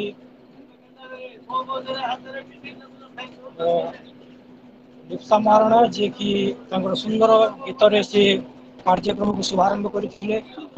ସେ ଗୀତ ପୁଣି ଚାଣକ୍ୟଙ୍କ ଉପରେ ହିଁ ଆଧାରିତ ଥିଲା। ବହୁତ ସୁନ୍ଦର ଗୀତ ଥିଲା। ଆଉ ତାପରେ କୈଳାସ ସାରଙ୍କ ଅମୃତ ପ୍ରେମୀ ରେଜିଷ୍ଟର ସାର୍ ବହୁତ ସୁନ୍ଦର ଭାବରେ ବହୁତ ସୁନ୍ଦର ଓଡ଼ିଆରେ ସେ ଉପସ୍ଥାପନା ରଖିଥିଲେ ଟୋଟାଲିଙ୍କ ବିଚାର ପ୍ରତି। ସେହି ପର୍ଯ୍ୟାୟରେ ସୀମାଞ୍ଚଳ ମିଶ୍ର ସାର୍ ମଧ୍ୟ ବିଜୟ କୁମାର ମିଶ୍ର ସାର୍ଙ୍କୁ ସେ ତାଙ୍କର ପରିଚୟ ପ୍ରଦାନ କରିଥିଲେ ସଂକ୍ଷିପ୍ତ ରୂପରେ। ଧନ୍ୟବାଦ ସାର୍। ତାପରେ ବିଜୟ କୁମାର ମିଶ୍ର ସାର୍ ତାଙ୍କର ଭାଷଣ ଆରମ୍ଭ କରିଥିଲେ, ବକ୍ତବ୍ୟ ଆରମ୍ଭ କରିଥିଲେ। ତାଙ୍କ ଉପସ୍ଥାପନାରେ ପ୍ରଥମ ଭାଗରେ ସେ ରଖିଥିଲେ କେମିତି ରାଜ୍ୟର କେତେକ ଉପାଦାନ ଅଛି ଆଉ ସେଇ ଉପାଦାନ ଗୁଡ଼ାକ ଆଜି ଆଧୁନିକ ରାଜ୍ୟରେ ଯେମିତି ଅଛି ସେହି ସମୟ ସେମିତିକା ଉପାଦାନ ଗୁଡ଼ିକ ହୋଟେଲରେ ମଧ୍ୟ ସେହି ସମୟରେ ସେ 2000 ବର୍ଷ ତଳରେ ସେ ଭାବିଥିଲେ। ଆଉ ସେ କହିଥିଲେ ଯେ ନ୍ୟାୟପାଳିକା କାର୍ଯ୍ୟପାଳିକା ଯେମିତି ଆଜିକା ସମାଜରେ ଅଛି, ଆଜିକା ଦିନରେ ଅଛି, ଗଣତାନ୍ତ୍ରିକ ସମାଜରେ ଅଛି, ସେମିତି ସେଇ ଦିନରେ ମଧ୍ୟ ସିଏ ତାକୁ ଇମାଜିନ୍ କରିପାରିଥିଲେ। ଆଉ ଗୋଟେ ମୁଖ୍ୟ କଥା ସେ କହିଥିଲେ ଯେ ଗୁପ୍ତଚର ସଂସ୍ଥାକୁ ନେଇକି ମହିଳାମାନଙ୍କୁ କେମିତି ସେଠି ବ୍ୟବହାର କରାଯାଇ ପାରିବ ଆଉ କଣ କରାଯାଇ ପାରିବ। ଆଉ ତାଙ୍କର ଯୋଉ ବୈଦେଶିକ ନୀତି ଅଛି ସାମ୍ପ୍ରତିକ ଯୁଗରେ ଆମର ବର୍ତ୍ତମାନ ଯୋଉଟାକି ଏପିଡେମିକ୍ ଆମେ କହିପାରୁ ବହୁତ ଦୁଃଖ କଷ୍ଟ ରୋଗ ବ୍ୟାଧିକୁ ନେଇକି ସମଗ୍ର ବିଶ୍ୱରେ ଚାଲିଛି। এই সমୟରେ ଆମର କୋଭିଡ ଡିପ୍ଲୋମାସି ଆସୁଛି ଆଉ ସଫ୍ଟ ଡିପ୍ଲୋମାସି ମଧ୍ୟ ଆସୁଛି। ଆଲାଏନ୍ସ କରିବା ଅନ୍ୟ ଦେଶମାନଙ୍କ ସହିତ ଆଲାଏନ୍ସ କରିବାର ସୁଯୋଗ ମଧ୍ୟ ରହୁଛି। ଆଉ ସେଇ ପରିପ୍ରେକ୍ଷୀରେ ସାର୍ ଯୋଉ ତାଙ୍କର ବକ୍ତବ୍ୟ ରଖିଲେ ଆଜିକାଲିକା ସାମ୍ପ୍ରତିକ ସମାଜରେ ସାମ୍ପ୍ରତିକ ସମାଜରେ ଏବଂ ପ୍ରଶାସନିକ ପ୍ରଣାଳୀରେ ତାଙ୍କୁ ଆପଣେଇବାର ବହୁତ ଉପାଦେୟତା ଅଛି ବୋଲି ମୁଁ ମନେ କରୁଛି। ତାଙ୍କଠୁ ମୁଁ ଏଇଟା ଶିଖିଲି। ଆଜି ତାଙ୍କୁ ଧନ୍ୟବାଦ ଦେଲେ ବହୁତ ଗୁଣରେ କମ୍ ହେଇଯିବ। ସେ ଯାହା ହେଲେ ଆମ ଗୁରୁ ଶିକ୍ଷକ ଭାବରେ ଆମକୁ ବୁଝେଇଲେ, ଆମେ ଛାତ୍ର ଭାବରେ ଶୁଣିଲୁ ଆଉ ବହୁତ କିଛି ଶିଖିଲୁ। ବହୁତ ବହୁତ ଧନ୍ୟବାଦ ସାର୍। ଏହା ବ୍ୟତୀତ ଯୋଉ ଶ୍ରୋତାମାନେ ଆଜି ଶୁଣୁଥିଲେ ତାଙ୍କୁ ମଧ୍ୟ ମୁଁ ବହୁତ ମୋ ହୃଦୟରୁ ଧନ୍ୟବାଦ ଅର୍ପଣ କରୁଛି। ଆଉ ମୁଁ ଆଶା କରୁଛି ଆମର କୁଳପତି ପ୍ରଫେସର ସଞ୍ଜୟ କୁମାର ଶତପଥୀ ପ୍ରାର୍ଥନା କରୁଛି ଯଥାଶୀଘ୍ର ସୁସ୍ଥ ହେଇଯିବେ ଆଉ ମା ମାଣିକେଶ୍ୱରୀ ୟୁନିଭର୍ସିଟିକୁ ଫେରିଆସିବେ ଆଉ ଉତ୍ତିଷ୍ଠତା ପରି କାର୍ଯ୍ୟକ୍ରମ ସୁଚାରୁ ରୂପେ ଚାଲୁ ରହିବ ଆଉ ୟୁନିଭର୍ସିଟି ମଧ୍ୟ ଭଲ ଭାବରେ ଆଗକୁ ବଢ଼ିବ ବୋଲି ମୁଁ ଆଶା କରୁଛି। ଧନ୍ୟବାଦ। ଧନ୍ୟବାଦ ଡକ୍ଟର ପବିତ୍ର କୁମାର ବାଗ ସାର୍। ସଂକ୍ଷିପ୍ତରେ ଅତି ସୁନ୍ଦର ଭାବରେ ଧନ୍ୟବାଦ ଅର୍ପଣ କରିଥିବାରୁ ଆପଣଙ୍କୁ ମଧ୍ୟ ଅଶେଷ ଧନ୍ୟବାଦ। କଥା ରହିଲା ଆଜି ଯେଉଁ ଷ୍ଟେଟ୍ର ଗୋଟେ ମୁଭମେଣ୍ଟ ହେଇଛି, if we see the journey of the state since the time of Athenian society to the cosmopolitan world and moreover ଆପଣ ଯେଉଁଟା କହିଲେ ସାର୍ ଯେଉଁ ଆଜି ଯେଉଁ ଡିପ୍ଲୋମାସିରେ ଚେଞ୍ଜ ହେଇଛି, whether it is a COVID diplomacy or kind of soft power diplomacy, ଏବଂ ଆଜିର ଯେଉଁ ଷ୍ଟେଟ୍ ଆଉ ୱେଲଫେୟାର ଷ୍ଟେଟ୍ ହେଇକି ଯେତିକି ନାହିଁ ମୋଷ୍ଟଲି ଗୋଟେ କ୍ୟାପିଟାଲିଷ୍ଟ ଷ୍ଟେଟ୍ ଆଡ଼କୁ ଗତି କରୁଛି। ଆଉ ତୃତୀୟ କଥା ହେଉଛି ଗୋଟିଏ ଷ୍ଟେଟ୍ ଆଜି ମଧ୍ୟ ଏଭଳି ଗୋଟେ ରୂପ ନେଇଛି, ଗୋଟେ ସରୋଗେଟ୍ ଷ୍ଟେଟ୍ ମଧ୍ୟ ହେଇଯାଇଛି ବୋଲି କିଛି ସ୍କଲାର କହୁଛନ୍ତି। ଅର୍ଥାତ୍ ଆମେ ଯଦି କୌଟିଲ୍ୟଙ୍କର ଚିନ୍ତାଧାରାକୁ ସେବେଠୁ ପୁଣି ଦେଖିବା, ଠିକ୍ କୌଟିଲ୍ୟଙ୍କର ଚିନ୍ତାଧାରା ରାଷ୍ଟ୍ରକୁ ଏଭଳି ଭାବରେ ଦେଖିଥିଲେ ସେ, ବା ରାଷ୍ଟ୍ରର ଭୂମିକା ପରିବର୍ତ୍ତନ ହେବ, କିନ୍ତୁ ସର୍ବୋପରି ରାଷ୍ଟ୍ର ଯେ ନାୟକ ସିଏ ଯଦି ଭଲ ରହିଲେ ରାଷ୍ଟ୍ରକୁ ଠିକ୍ ଭାବରେ ଠିକ୍ ରାସ୍ତାରେ ନେଇପାରିବେ। ଏବଂ ରାଷ୍ଟ୍ରର ନାୟକ ଭଲ ରହିବା ପାଇଁ ସମସ୍ତଙ୍କର ଭୂମିକା ମଧ୍ୟ ରହିଛି ବୋଲି ଆମେ ମାନେ ସଂକ୍ଷେପରେ ଏହା ଶିଖିଲେ। ଆପଣ ବସ୍ରେ ଥାଇ ମଧ୍ୟ ଜଣି କରିଥିଲେ ମଧ୍ୟ ଏ ଉତ୍ତିଷ୍ଠତ ଗୋଟେ ଏଭଳି ପ୍ରୋଗ୍ରାମ ଆମେ ସବୁ ସମୟରେ ଦେଖିଛନ୍ତି, ଯିଏ ଯେଉଁଠି ଥାଉ ଯେଭଳି ପରିସ୍ଥିତିରେ ଥାଉ କାହିଁକି ନା କେମିତି ସମସ୍ତେ ଏଥିରେ ଭାଗ ନେଇକି ପଦେ କହିଦେବାର ସୁଯୋଗକୁ ହାତଛଡ଼ା କରନ୍ତି ନାହିଁ। ଆପଣ ମଧ୍ୟ ପବିତ୍ର ସାର୍ ଆଜି ଏହି ସୁଯୋଗକୁ ହାତଛଡ଼ା କରିନାହାନ୍ତି, ଆପଣଙ୍କୁ ଅଶେଷ ଧନ୍ୟବାଦ। ଏବେ ଆମେ ଆଜି କାର୍ଯ୍ୟକ୍ରମର ସଭାପତି କୁଳପତି ମହୋଦୟଙ୍କ ଠାରୁ ଅନୁମତି ଲୋଡ଼ିବୁ ଯେ ଶାନ୍ତି ପାଠ କରିବା ପାଇଁ ଆମେ ଅନୁରୋଧ କରିବା ମ୍ୟାଡ଼ାମ୍ ଲିପ୍ସା ମହାରଣାଙ୍କୁ।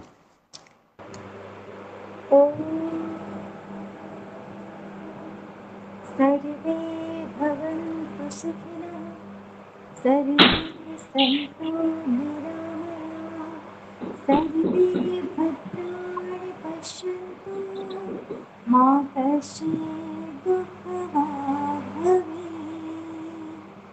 ॐ